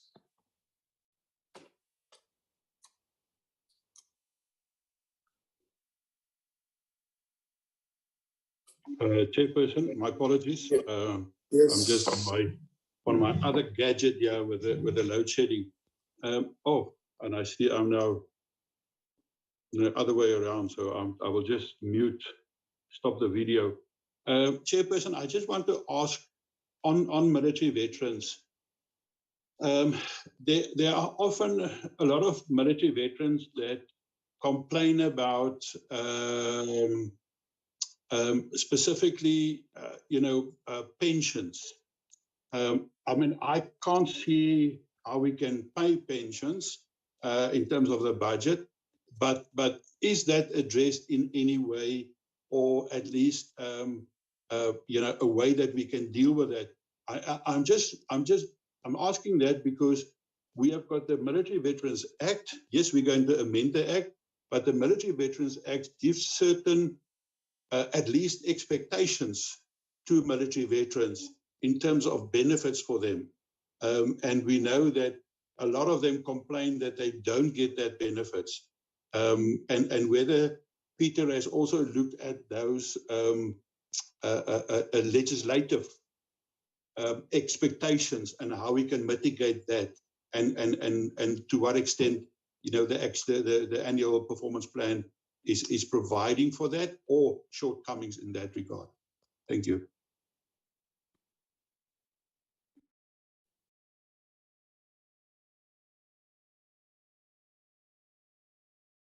You are muted, Chair. Chair, you are muted. Thank you very much, Mr. Mare. On military veterans, I'm happy with what you're saying, Mr. Mare. On military veterans, I can see that the HOD, I think this is annual budget that is trying to achieve something, and but the test is in the test of the pudding is in the eating, and the shifting funds around, basically trying to indicate where her priorities are as the new HOD. We'll appreciate that, but obviously we will hold her to account going forward. We appreciate that. It means that she is alive to the issues that the department is basically facing. And colleagues, any other? Right. So it doesn't look like we have any other hand. The issues are as clear. Please comment on these issues, Peter. Thank you, Chair. With regards to the question by Mr. Mare on the pensions, the way I understand that they are working very closely with National Treasury. And there's government pension agency, GPAA, I think. GEF. Yeah, that they are working with, and they, at the one stage they were saying, either it needs to be migrated, that function needs to be migrated to the department itself, or they should actually try and align their processes. But the department itself, the way I understand it, they haven't actually paid out the pensions themselves, Chair. Yes, no, that is my understanding as well. Yeah. The policy is still in the making. That's right. So it's the policy on transport and other things. Yeah, and Chair, yes, with regards to your observation, we have a new DG, and she's really trying to turn the ship around, Chair. And you can see that for instance, with the migration of the education support, from program 2 to program 3, Chair and members will recall, they had various challenges, with paying these on time or whatever. And given that program 2 is dealing with around 8 of the benefits, and the last program, empowerment, it doesn't deal with so many, and skills development is there. Skill development and training is in that program. I think that it's a good idea, and maybe it will get better and more attention, dedicated attention in that. But the fact that the finances and the people hasn't been transferred to that program, Chair, I think is a challenge that they also have to address. Thank you, Chair. No, it's fine. I think you've made that point loud and clear. All right, colleagues, we can then move quickly to the other 2 presentations, CCB and Armscor. Who do we start with? Chair, we'll start with Onscore. Yes, Doctor. Just going to share my screen again quickly. Okay, I can see it. All right, Chair, thank you. This is a short one. Just on Onscore's corporate plan and its budget planning for the incoming year. To start off with, Chair and members, just to look quickly at the first few pages of the APP. There's some interesting little bits that you can draw from the corporate plan of Onscore, and some observations of interest, observations by the board chair. The board chair notes that Onscore can deliver, but key challenges include the following: the declining defense budget, which we just spoke about, the ever-diminishing capability of Denel, and he made specific reference to IP theft by a number of parties in his opening remarks. And this might be of interest for the committee to perhaps follow up. The committee did previously inquire about issues of IP theft and IP security, but the fact that it's mentioned again in the corporate plan means that there might be long-term implications of this, and it is worth it, perhaps from an oversight point of view, for the committee to look at this again. Then crucially as well, the Onscore CEO identifies a number of focus areas to optimize operations. He notes Onscore's commercialization strategy, revenue generation, cost management, efficient and effective delivery, stakeholder management, Onscore as a procurement partner for the security cluster, and the sweating of assets. Members, if you note, a number of those are correlated around Onscore's commercialization strategy. The whole issue of revenue generation, sweating of assets. I think this is an important part of oversight for this year on Onscore, is the whole issue around commercialization. The fact is that the defense budget has shrunk. We just saw that there's only about 1.9 billion rand for the SDA, which means very, very limited contracting work for Armscor. And therefore, to fund itself, it really needs to focus on this commercialization strategy. And I think just to conflate 2 issues, perhaps tomorrow's oversight visit to Armscor facilities, this is an ideal opportunity for members to engage with Armscor and see what are the actual commercial opportunities for these different substructures of Armscor. So that will be very valuable for members that we have this oversight tomorrow before the engagement with the Armscor on the 4th on their budget. Furthermore, of interest is the Swot analysis, just to look at the weaknesses, threats, and opportunities that they present. One of the weaknesses Armscor note is a lack of business acumen, which then results in a slow conversion rate of business opportunities. And I think this is something to engage them to see what can be done to improve this, because a commercialization strategy is unlikely to work if you don't have the correct business acumen and convert business opportunities. Some of the threats that's facing Armscor is Denel sustainability and current performance. I think the committee will engage on this issue specifically around Project Wolf Easter and other projects during tomorrow's oversight. But just to emphasize that Armscor is noting this as a strategic threats that it faces, the whole issue around the now. Industry performance and sustainability. It's important to note this as well, going into the Nkhotla around the whole defense industry and the sustainability of that industry. The reliance on an insufficient DoD transfer and insufficient funding to sustain facilities. And I think this could form part of tomorrow's oversight visit as well, to look at the quality of the facilities and what is required to maintain them and to exploit their commercial value as well. Opportunities that they note is to expand on existing capability to meet emerging demand in targeted geographies. It could be of interest to engage Armscor to see what opportunities they have identified and how they will actually pursue those in the coming year. To give a brief overview of Armscor's income, where does Armscor get its money from? So it gets its money from a 1.25 billion transfer payment from the DoD, which is only increased slightly from 1.2 billion in the previous year.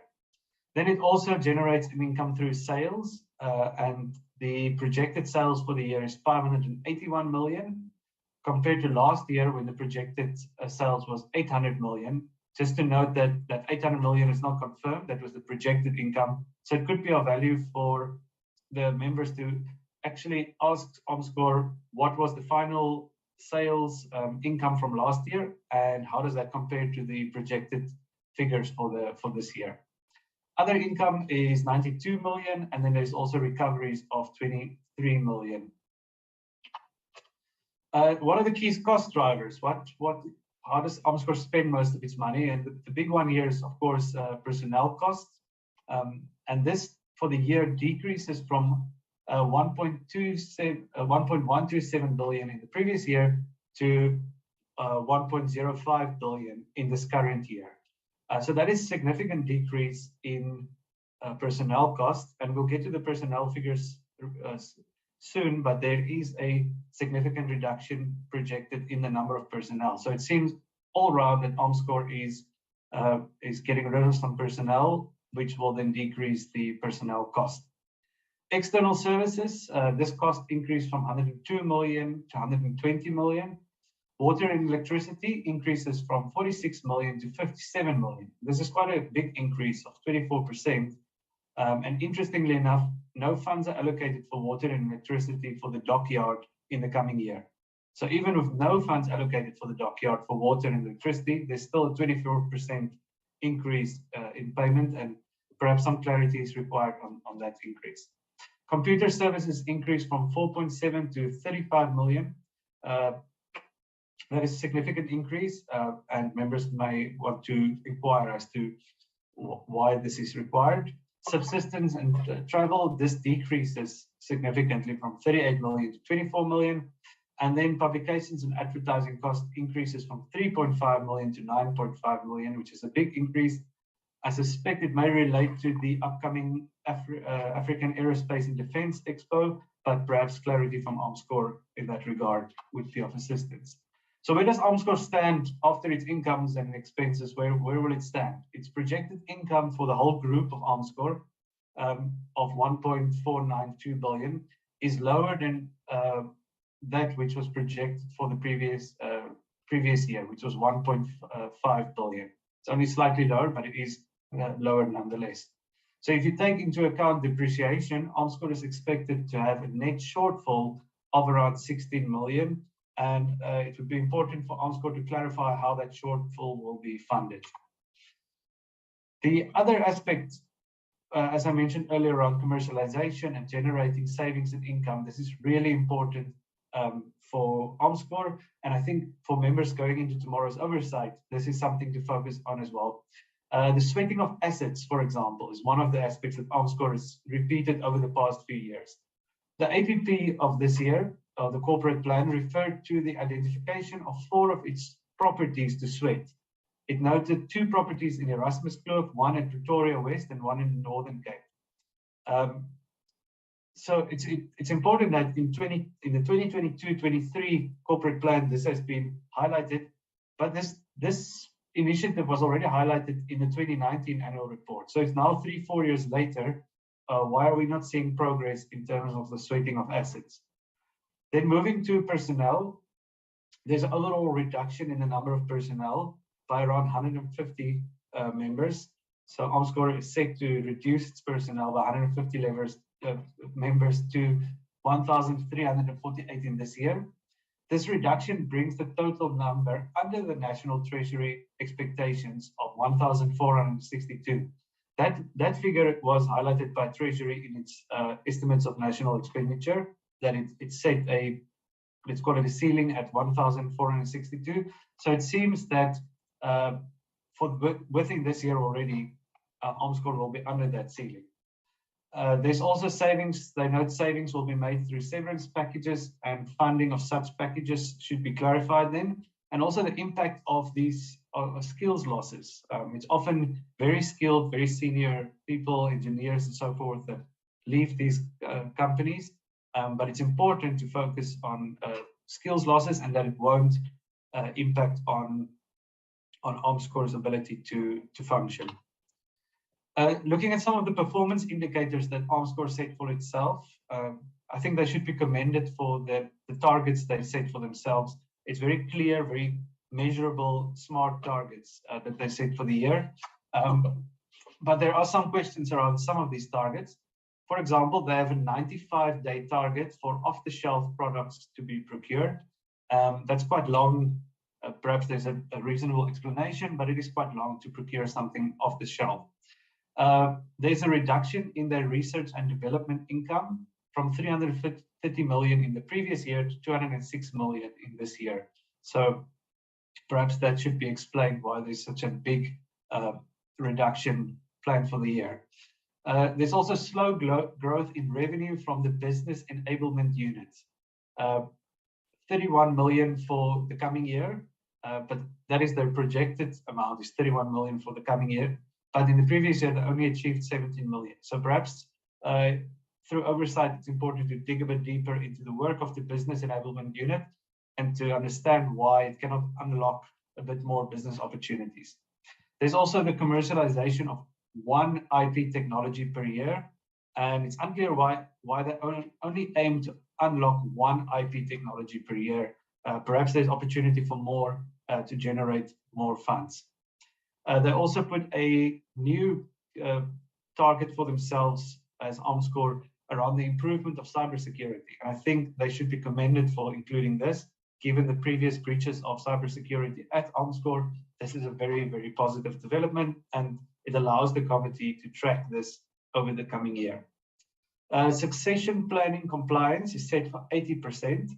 And given the staff reduction, this is crucial. And I think it's important for the committee to track this over the coming year to see that the loss of personnel does not result in a loss of skills and that there is proper succession planning at Armscore. Just in addition, then the last point there's no target related to the 30-day payment of service providers. So it's not possible for the committee to actively track this. And it could be of value for Armscore going forward to include a target related to the 30-day payment of service providers. Chair and members, that's it from my side. I hope this document or this brief overview helps. Please refer to the detailed documents that we sent you. We will resend it before the actual presentation. But you can also refer to this document in conjunction with the research document for tomorrow's oversight to have a broader view of Armscore's facilities and Armscore's status before we go to the oversight visit tomorrow. Thank you, Chair. Thank you. Thank you very much. Well summarized. Let me invite Peter on CCB, and then we'll then take discussions.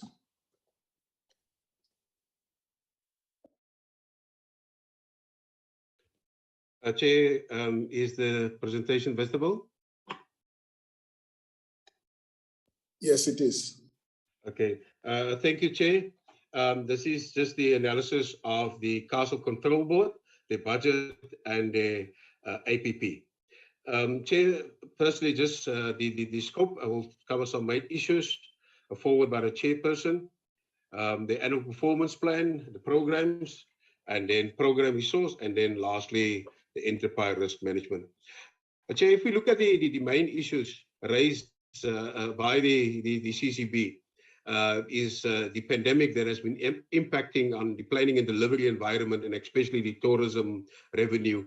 Given that they have been closed also for some time, given the travel restrictions, this is a major issue that impacted on the castle's operation. And related to that, Chair, is the ongoing challenges with regards to going concern. Given that they have to be supported by the department, they get little funds of their own. There are challenges in that regard. Something that they've also mentioned, Chair, is that they are concerned about the health, safety, and security concern of not only the staff, but also the visitors at the castle, and they are in the process of addressing that.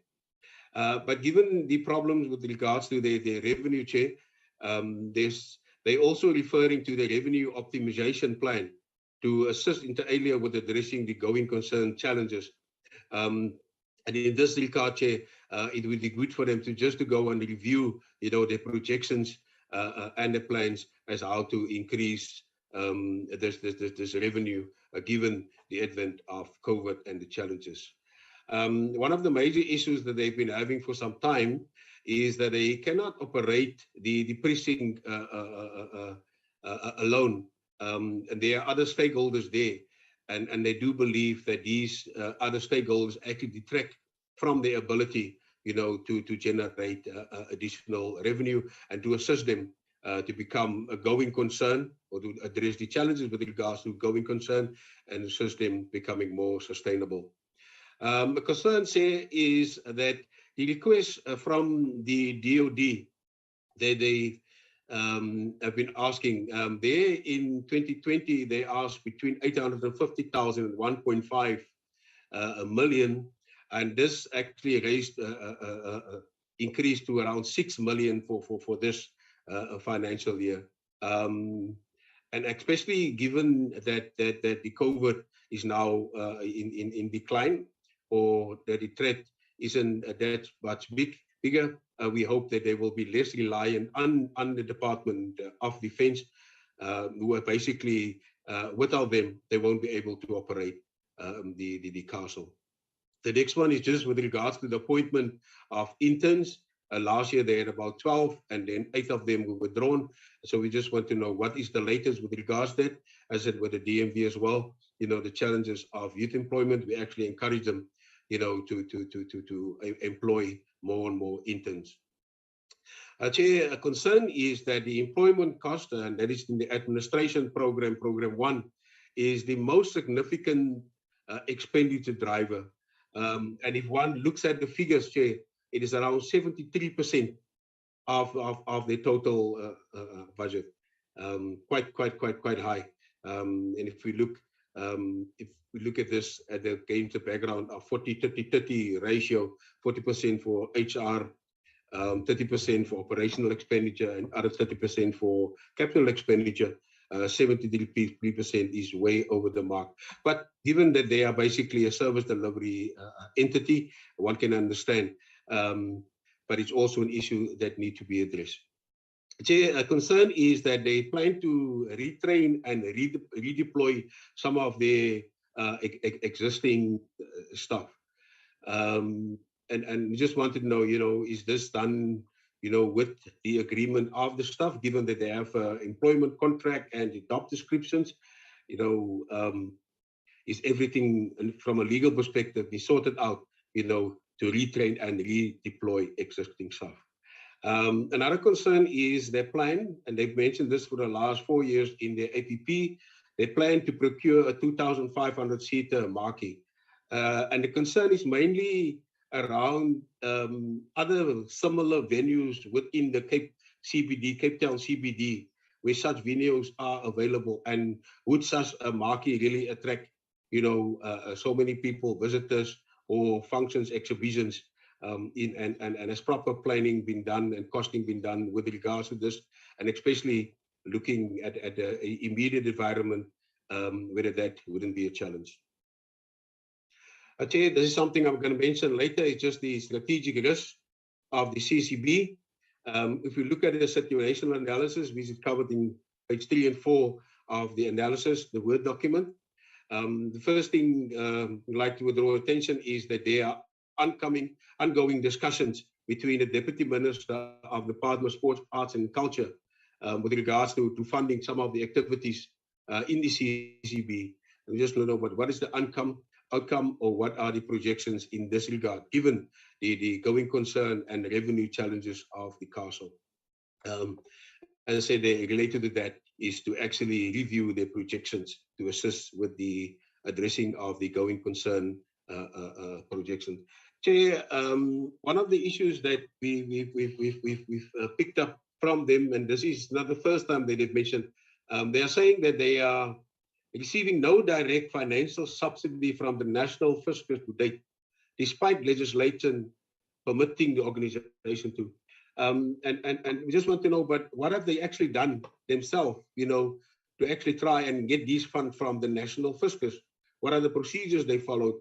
And to which means can they actually get this? Because it's no use, they keep on raising the issue and nothing is being done by that, especially given their revenue challenges. And also, what is the progress with regard to them, wanting to operate the precinct alone?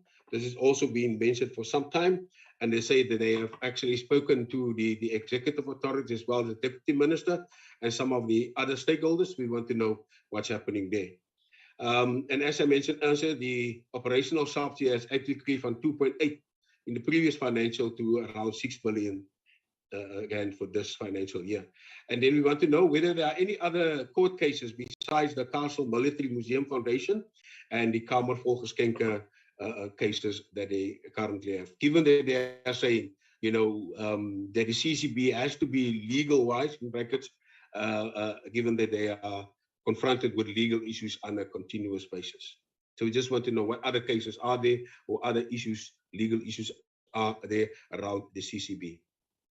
So just to highlight the objectives of the CCB, the first one is there that the percentage accountability, they indicate a target of 97%, and unless I understand it correctly, this deals with submission of documents, so why shouldn't be 100%? And then they are referring to unexpected expenditure, and they refer to erratic nature of breakages. So just give us some examples of this so that we can understand it better, as well as some of the costs related to this. If you look at their gross revenue generated, you can see there that they've indicated that the baseline is 24.4 million, 18.5 was based on the previous 3 years' performance, and then for 2021, you can see there the amount was 5.6.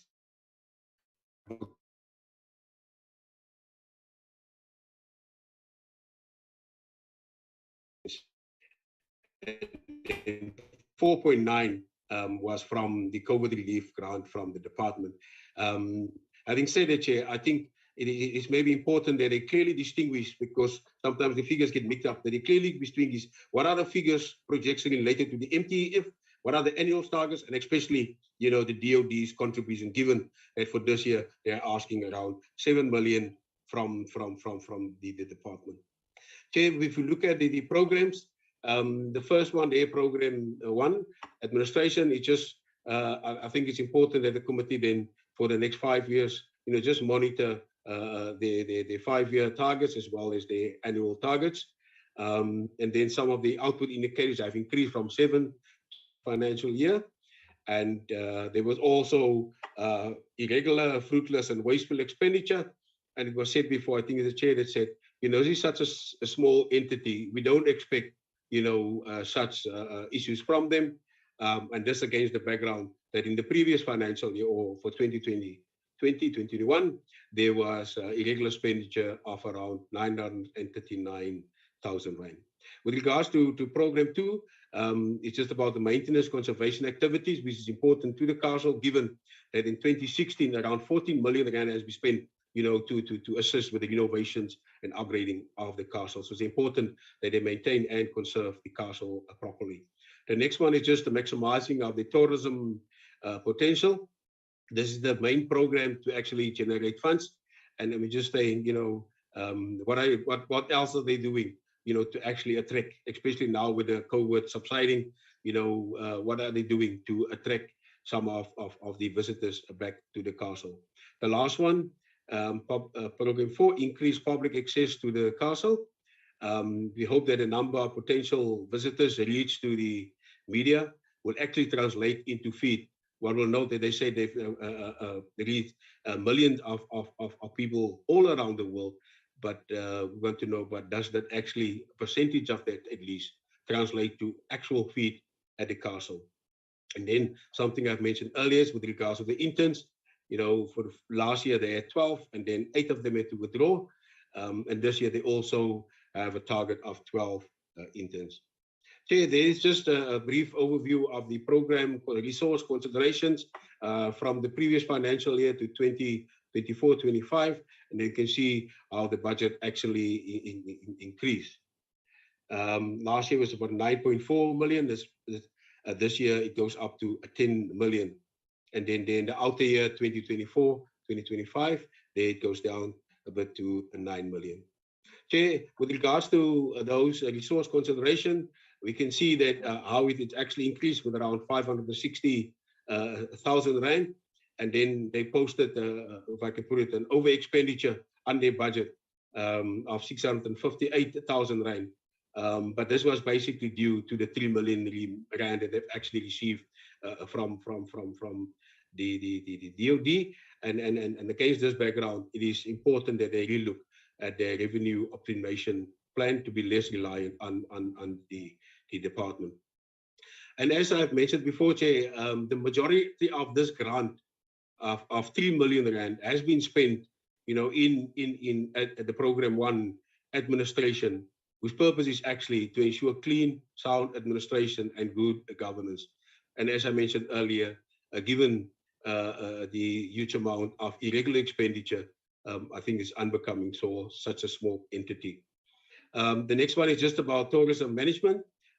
They've planned about 85,000 for 2021, and they've expended none. So this year we hope they will spend the money allocated in there in order to actually attract more tourists to the castle. And we're asking, there is a target of 90,000 rand for this financial year realistic, or have specific plans been developed to ensure that these funds will be efficiently expended? Okay, there is just with regards to further with regards to the resource consideration. First thing there in program 1 is the human resource capacity is a risk. There were about 3 vacancies in the previous financial year, and then there's an issue that actually assists with sometimes they're not meeting their targets. And as I said, they're trying to mitigate this by retraining and redeploying existing stuff, but I think it's an issue that also had to be cleared legally, and also with the buy-in of the staff. The next one, program 2, it is just with about the cultural and ethnic groups and skill training workshop for military veterans. Maybe just have a bit more information on this, especially with regards to skill training for military veterans. The next one, just saying there, indeed, this is the main program for revenue generation, and we want to know what's the latest with regards to that marquee that they are planning to accrue. And the last one is just with regards to program 4 and saying, but how will they actually determine, that they really reach the target of 90 million visitors through the media per annum?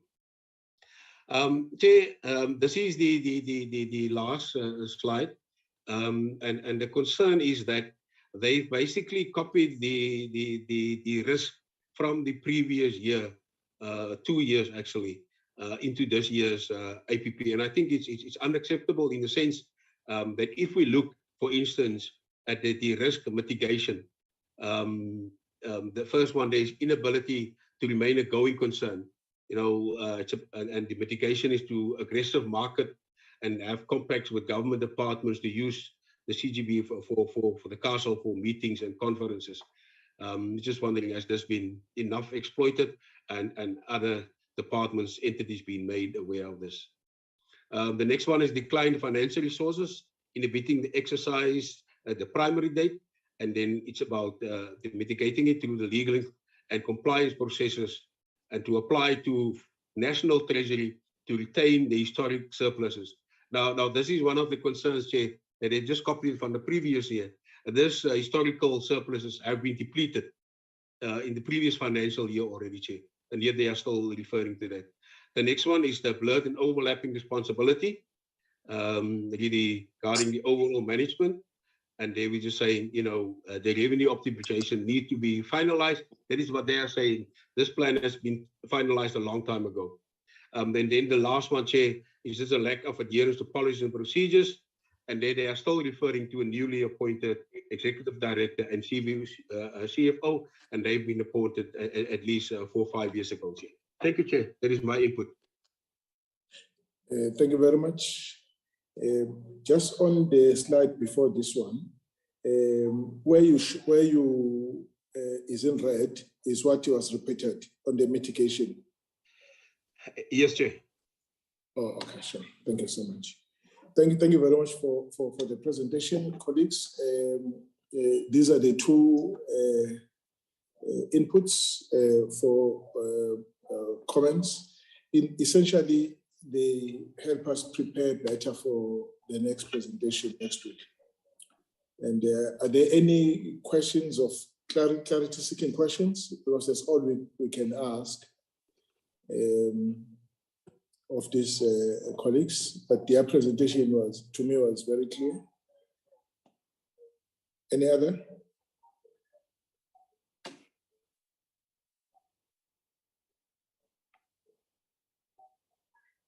Okay. It doesn't look like there's any comment beyond what you have presented, Peter and William. Colleagues, these inputs must assist us in dealing with the presentations, in sharpening our discussions when we engage with the department. And maybe we can leave it at that for now and thank the two colleagues for their in-depth analysis of the annual business plans and the budgets of the 4 entities, DOD, DMV, CCB, and Armscor. And colleagues, if I can just say in support of what you have just said, outstanding work again by these staff members of ours. I think the fact that they are giving us such a in-depth analysis and an excellent analysis of what is in the performance plans, I mean, that certainly helped us. So I want to support you in that, and I want to compliment them. Really, it is outstanding work again. Thank you very much. Thank you very much. Thanks, Willem. You had presented the department. You had presented previously. You had presented an analysis of the impact of the State of the Nation address on the defense force. And I saw in the presentation that you have just delivered, you referred to Welisizwe bridges.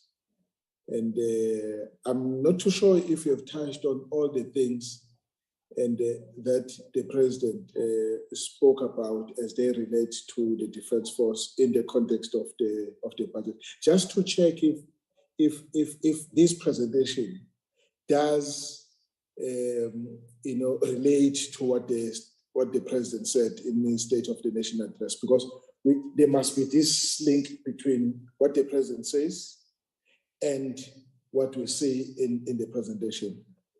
Just on that aspect alone, that's an after something that came up after we've discussed the DOD. Chair, yes, normally we do include that in the beginning of the paper. I didn't this year because of the time constraints for the meeting. I only referred to the Welisizwe one. I will go back to that paper I did, and if there's any additional matters that requires the committee's attention, I will include it in the paper that I told you I will submit in addition. So I will make sure it's highlight it. Okay, that's yes. Fine. No. I want us to also dig into it when they come before us, right? Thank you very much. Colleagues, let me thank you, colleagues, for the presentation. We can now move to, I know we are pressed for time. You have to leave, Willem, and Peter also has to leave, Brian also has to leave for airport. Brian, must we take minutes or we can defer them to the next meeting?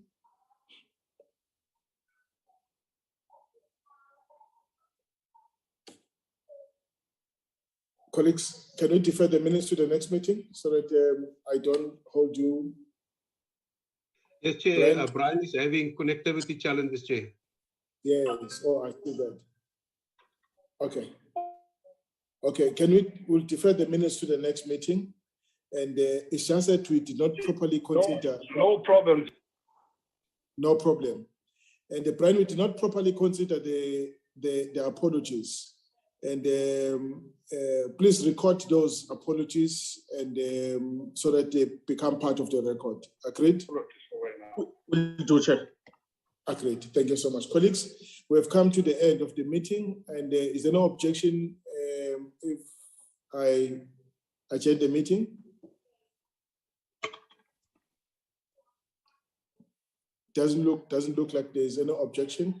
Colleagues, the meeting stands adjourned, and I will not be part of the oversight visit. Thabo will be standing in for me, and we are in the province and to deal with the situation as public representatives, as you are aware of the outbreak of this disaster. Colleagues, thank you very much. Have a safe okay. Have a safe trip. Recording stopped. In the next 2 days. Thank you so much. Goodbye. Everybody, see you in Pretoria.